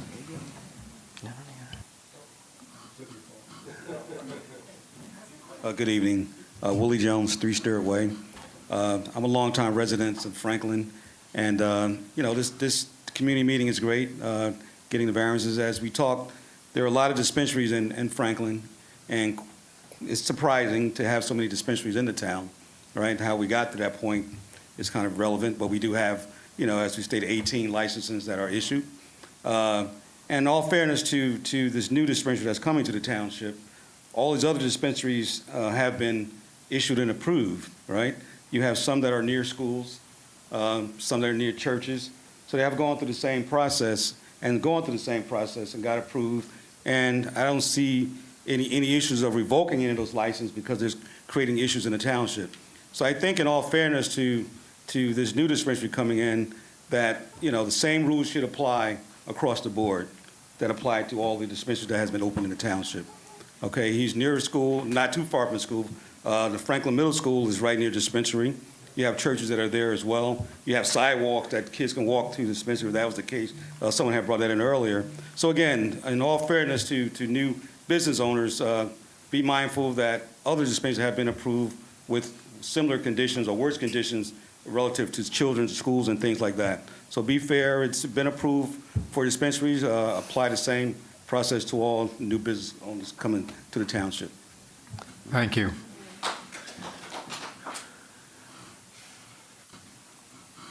Good evening. Sorry, Steve Boxer, 5 South Coastal Place. First, I just want to say I'm very disappointed that nobody who gave a presentation discussed the schools whatsoever. And it wasn't until a member of the board said, "What about the schools?" Not one of you said anything. This gentleman mentioned that the sign would only say dispensary. Okay, I'm sorry, that just doesn't cut it. The other item that was pointed out by that gentleman was the traffic, and it is on Amwell Road, and he just mentioned the side entrance, never once mentioning that the cars were coming up Amwell Road. And we've had serious accidents on Amwell. I don't know if it was a death or a serious injury, and it never made the papers. So stuff has gone on Amwell Road that, people are covering up, sorry. But I think more information should have been done to talk about the schools. Sorry, thank you. Thank you. Benjamin Guy, 35 Patton Drive. So I just want to point out two things. One is, and you guys can correct me if I'm wrong from a board standpoint, you guys already know that how many applications have actually came through and actually went through this process of trying to get applications through the township. Can you state that portion? Because it's not just 18. I just want to make sure it's clear. It's not just 18. I'm not sure exactly. It's about 41. So just to correct the conversation, I'll go through this conversation real quick so we can move on for the day. So originally, and I'll give the scope of this conversation because we're addressing it on an application that doesn't really need to be a part of this process. Most of these business owners have spent hundreds of thousands of dollars to try to get to the point of opening, right? And again, in this town, we screwed that up because the simple fact of we let the applications and we took the application fees for a lot of these people to try to open, right? During this period of time frame, right? For 3.5, 4 years period of time frame. So again, when we're addressing this, we're not putting the scope of what is actually here at this specific time frame. The gentleman that actually is applying, he's went through as a business owner. Again, the scope of the design of this is all falls back on the planning, township, and everybody else that goes along with this. We had everybody can look this information up. We had a scope of that. The Franklin reporter can give you the report herself. When we had this conversation, we were the one town in the state of New Jersey that had over 49 applications that are here. We approved 22 of them, and 3 of them already went out of business during the time frame. Right? So again, it's already stated. This is just like when you do applications for when back in the day when you were doing liquor license, everybody else. There had to be regulations because you got to let the market catch up. Again, the business owner is applying for an application. Everybody can complain about this during the time frame, but I'm telling you based on it, and I didn't hear nobody come to these meetings about the 4th Ward or anybody else on Hamilton Street. You can walk down Hamilton Street now. It's about 7 to 8 different dispensaries in that specific jurisdiction. I don't hear nobody complaining about that. And again, for zoning-wise, if you want to talk about school zones, there's Hillcrest, there's the middle school, there's Senator Pine Grove within certain districts. I don't see anybody bringing up hell to the township council about that portion right now. I have not heard nobody complain about nothing. And again, you're redirecting your energy to the wrong person. This is a business owner. We already have a problem in this town about economics. We need to let the business people be the business people here, right? They pay their taxes and they employ people. If you don't want the kids to be violent or do anything else in there, you sort of we have to work on employment here. We have to work on workforce. We have to work on places where these people can work. Because the more money they make legally, the less they cause other problems. Now, the conversation about a business person being due diligent, Mr. Burnett, He already stated that he's trying to be a vigorous business owner, and he's already talked about his different things that he's doing, mentoring and everything else that he does outreach for. I never heard anybody question another dispensary about this during the time frame. Never. So me personally, this is a different conversation that's going on right now. And me personally, I feel some type of way. That's why I'm here to speak about this. Because again, I have never heard nobody else question the other dispensary owners like this over the last couple of years. Never. To my knowledge, sir, sorry to interrupt you, this is the first hearing there's I never heard been for a dispensary in Franklin, because they're permitted by right if there's no variance. So you're telling me that there's no hearings when you guys got the application? There I was just no want to make sure that the public. opportunity to question them. I want to make sure the public's hearing this. Personally, you're telling me that you during the process when you approved 18 applications, you didn't question none of the other applications. No, so We even had other Mr. Guy, applications. let me explain. This is the first application for a dispensary that's in a zone that doesn't permit it. That's why What does that? Let me finish. Let me finish. What is answering that your classified question. to be? Let me finish answering. And I just want to make question. sure it's clearly stated out loud what's Okay. going on. Well, let me finish. This is the first time this board has heard an application for a dispensary. All of the others were in zones where they were permitted. Since they were in zones where they were permitted, they did not have to go before this board.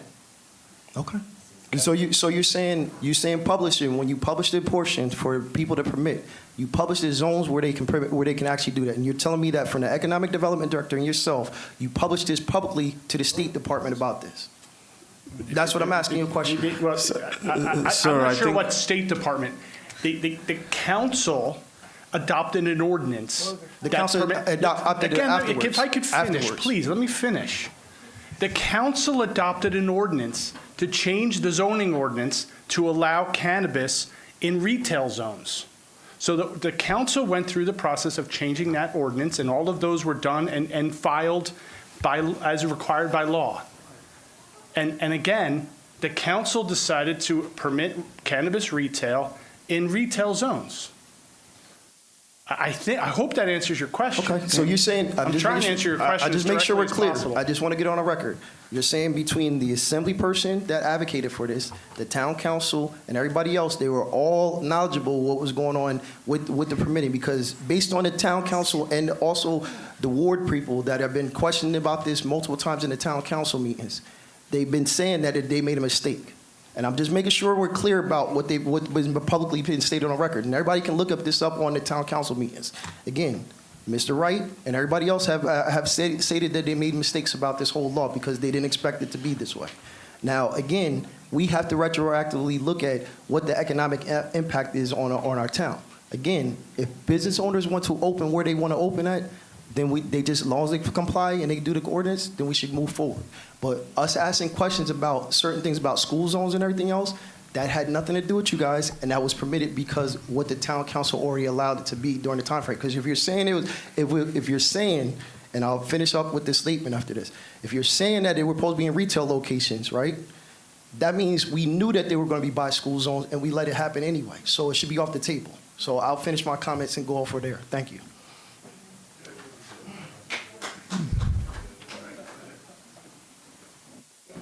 Good evening. Good evening. My name's Jacob Hasner. I own the corner deli. I also live in the apartment above the location where the dispensary is going to be put in. And I don't think there will be any issues with parking or with traffic for that matter. And from my business perspective, I think the extra traffic would be good. Better visibility for my business. And yeah, I don't see any issues with them coming in. Thank you. Anybody else? Good evening. My name is Valerie Northey. I live at 127 Sunnyvale Court, and I've been a resident of Franklin Township since 1987. I've also been very actively involved in the community, including working for the Franklin Township Public Schools for many years, and I'm currently the co-chair for the Education Committee for the Stigma-Free Council we have here in Franklin. And I heard a lot of questions today, and I heard a lot of information. And also, by the way, I am a licensed clinical social worker and a licensed certified drug and alcohol counselor. And I've known Mr. Barrett through his work and my work together in the community. And a lot of what has said about as far as school districts go and the concern of where the school's located, as people have commented in the past, and I've worked in both Sampson Smith School and Franklin Middle School and the high school. So I can tell you that the students walk across the street closer to where that dispensary is on Franklin Boulevard and Hamilton Street than they would be. And nonetheless, just because a dispensary is somewhere, how is it any different than a liquor store or any other thing like that? And not only that, given the fact that the dispensaries have to be so cautious about the identification, I don't see it being a concern as much as people are making it. Yes, it's near a school. A lot of things, look at, as someone mentioned, Stage House, you can go in, a child can go in with their family, and before you know it, maybe that child was given a drink or something happened.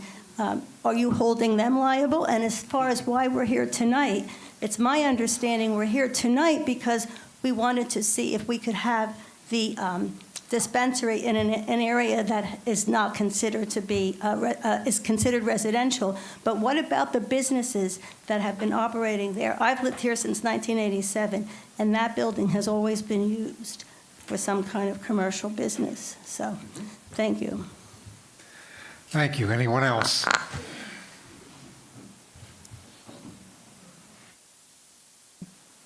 Yeah, my name is Tom Armstrong. I live at 127 Sunnyvale Court. I've known Mr. Burnett through the industry, but also through his Men Mentoring Men program.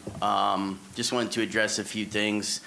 Someone mentioned that this gentleman, I think that it should be in an urban area or something, and I think that's a little unfair. I happen to actually be a graduate student at Rutgers University and a concentration of a Master's of Business and Science in Global Agriculture. Someone mentioned about the agriculture history of the area. Might I remind you, this is an agriculture crop, an agriculture commodity. Our founding fathers used this. So I think that's a little disingenuous to say that it has to just be in an urban area. I think there's people of all walks of life, whether they're listening to country music, rock music. I don't think that cannabis differentiates. It's not agnostic, it's agnostic. People from all walks of life can use this, and, some people might find benefit from it. And in terms of the proximity to the school, I think it's unfair to adjudicate that here because, this gentleman, when he's looking at a site, he didn't take that into consideration because it wasn't involved in the ordinance nor at the state level. The state decided no sensitive use restrictions. The town decided no sensitive use restrictions. Therefore, why should this gentleman be held to any different standards than anyone else as it relates to sensitive use restrictions to schools? There's no restriction in the township ordinance, no restriction at the state level. And that's all I have to say. Thank you. Anyone else? Last call. Okay, we'll close to the public. Anything you'd like to sum up? Actually, real quick, Mr. Chairman, can I just ask I'm not sure if this is a question, this is a follow-up to the question that the gentleman brought up before. I'm not sure if this is for Mr. Burnett and/or the architect, but you'd mentioned when people come in, there's 2 points of ID. You go in. Correct. And my understanding is usually it's kind of an enclosed vestibule, and then you have to card. You can't even get into the sales area until you show a card, then a door, then you do the transaction, and they card you again. Right? Is that your understanding of how it would work? Due to the size of this location, we will not have a vestibule, but there will be an ID check before you enter the building.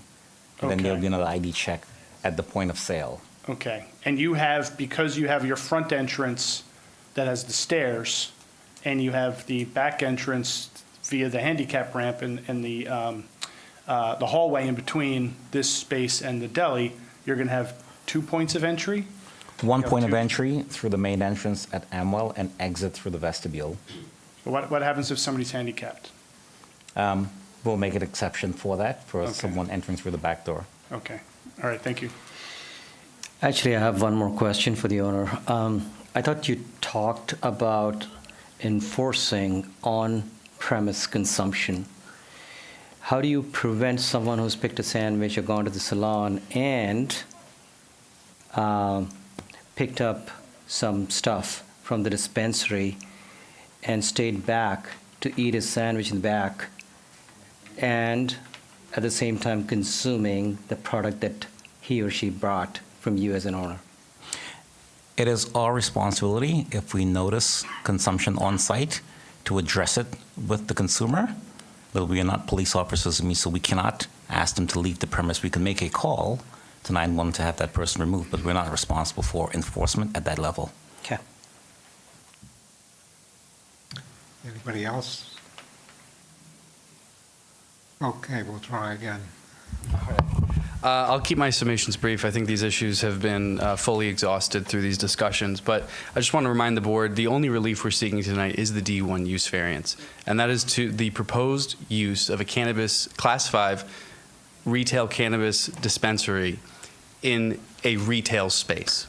So the Township Council and the state of New Jersey did act to permit this use within the state. The Township Council acted to permit this use within retail spaces. This particular retail space happens to be outside of a retail zone, but the site is particularly suitable because for 100 years at least, it has been used for retail. The proposed use here is not going to substantially change the traffic patterns, the parking on site, or the use of the other tenants on site, the deli, the nail salon that's next door, the residences upstairs, or the bike shop. And not only that, but the presence of this use on site is actually going to elevate and lift the burden of some of those tenants and help that site stay as it is, hopefully long into the future. So based on the testimony of my 4 witnesses, I think we've fully satisfied the statutory criteria for D1 use variance, and we request the relief. Thank you. Okay, board, any questions, discussion, motions? I move that we grant Hound Town 543 Inc. The D1 use variance that will allow it to open and operate a dispensary at 1695 Amwell Road, block 386.04, lots 36-38, with hours of operation being limited to 10 o'clock in the morning until 9 o'clock at night, Monday through Saturday, and on Sundays from 1 o'clock until 6 o'clock, and that there will be no special events held at the dispensary because of the minimal size of the space of the unit, as well as the limited parking. Is there a second? I'll second. Anybody have any comments? My comment is that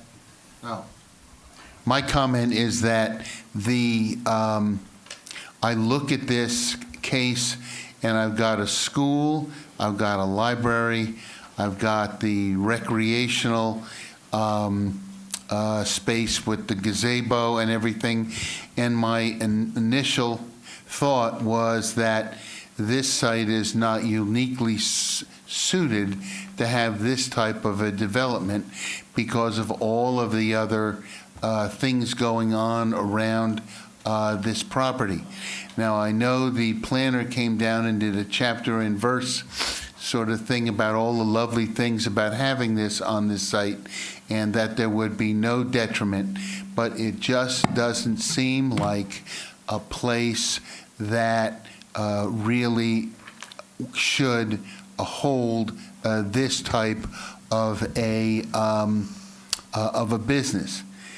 However, my other issue is, as was rather elegantly stated by the last person who spoke up at the microphone there, was that neither the state nor the town has decided to make any restrictions in use that relate to the location of a school or the library or any other type of business.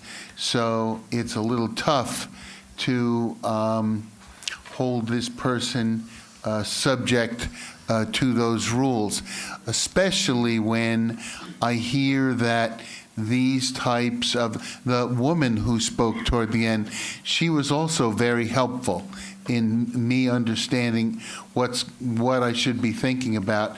And she was talking about the fact that the other schools in town are also located near sites of temptation.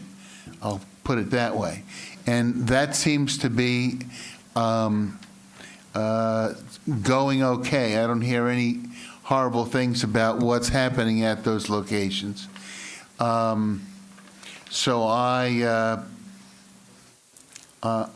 think I'm going to vote in favor of this. There's one thing I'd like to add to the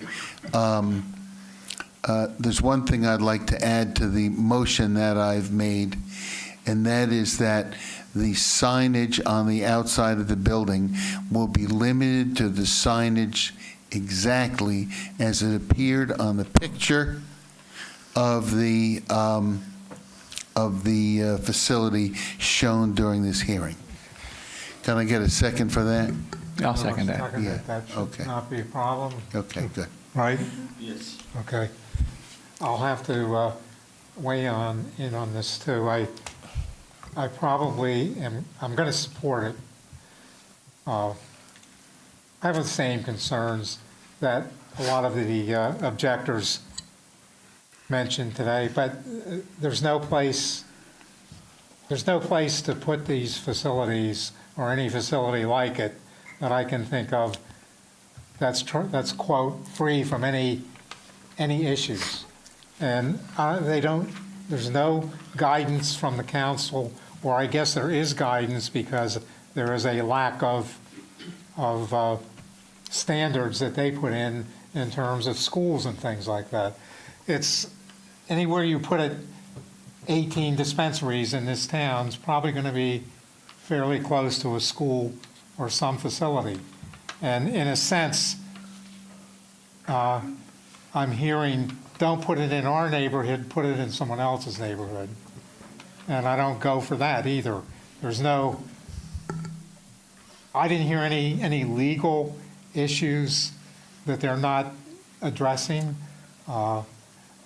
Schools are always a concern, but as far as I'm concerned in that situation, after working almost 50 years in a school, the kids are at least supervised. Samson Smith is relatively in walking distance of this facility, but it's not an easy walk.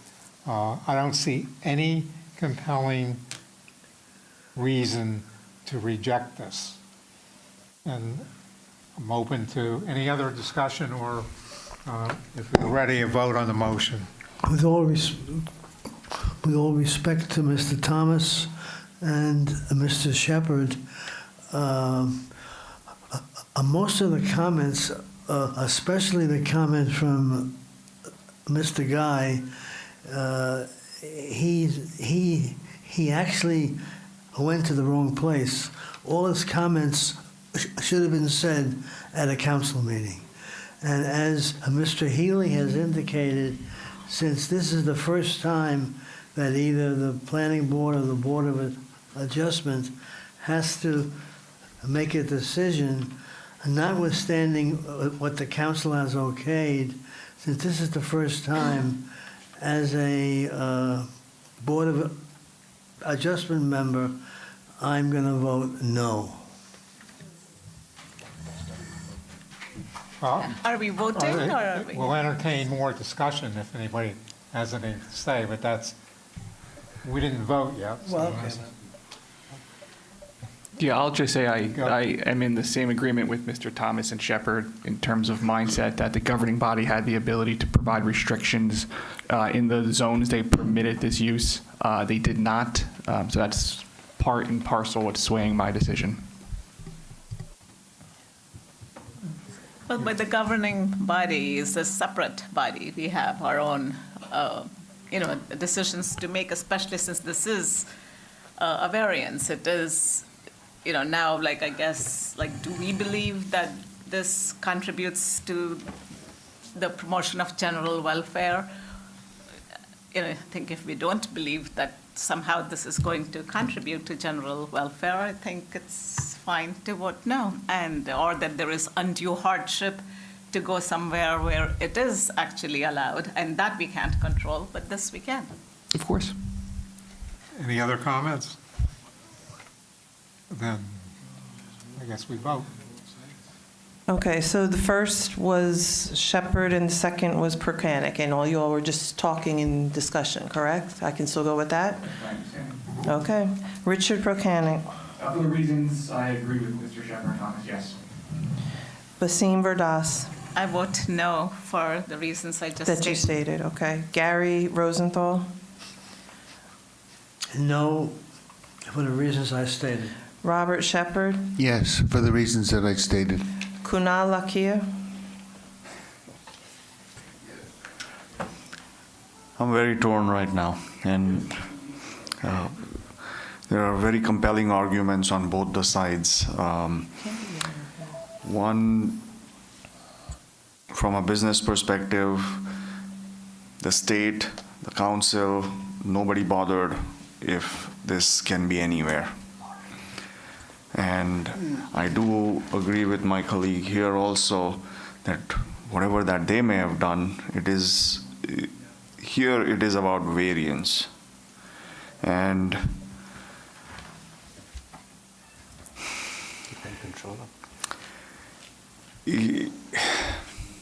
I am going to say, Excuse me, you guys cannot be yelling from the thing. It's not allowed.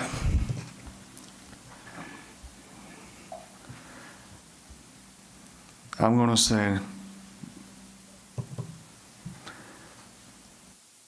I would have liked that you would have scoped a piece or two more before you chose this. I understand that from a business perspective, it's going to be very controlled and so on.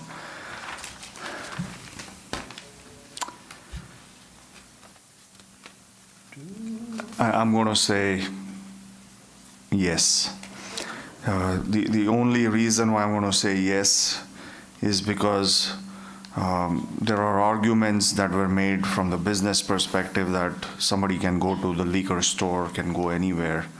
But here it's hopefully going to be more controlled. Time will tell. Okay, thank Sorry you. Shapendu? I will have to say no.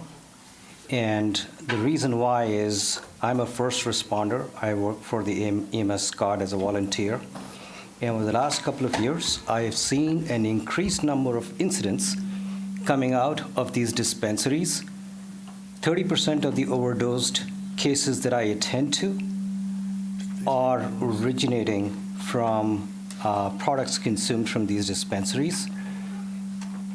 I do find the opportunity for the owner, for the business owner here to find another location. I respect the license. I respect the approved council numbers, etc., but I can't approve for this. Am I okay to, can I change my vote? No? No, sure you can. That's a question for Brian. That's not a question for me. You voted. You already voted. Yeah, so he asked, can he change his vote? All right, we're going to wait for the attorney to answer. Thank you. You already voted. You already voted yes. You're going to have to stick with that vote. Can't change your vote after you hear other. Thank you, Brian. It's not going to pass anyway because they don't have enough votes. You don't need to change it, right? Okay, that's the way it is. It's. Well, hold on. I need your vote. My vote's going to be would have been a yes. Yes. Okay. But I it's just still have to do rejected. it legally, so I know that's what your vote was. I already marked you down, but I need you to say it. So Right. your vote is yes. And as I said, I vote yes. I already stated reasons before. And I also want to thank the board because this was obviously a tough decision, and in your thoughts and the time you took to make the decision reflected the thought that you put behind it. And this was especially tough, as I said, because of some of the lack of guidance, in a sense, from the state and the council, and the fact that this is a unique first application for anything like this. Okay, so Brian, just to keep everything on the record and clean, as of the tally, there are 4 people who voted, 4 members who have voted yes. and Yeah, I had 3 4 that- yeses, 3 nos. That is correct. I'm just letting you know. It does not pass. Okay, I need you to say that. We will now entertain a motion to close. I move that we adjourn. Is there a second? Second. And All in Brian, just, favor? I know it's after the meeting, but Meeting adjourned.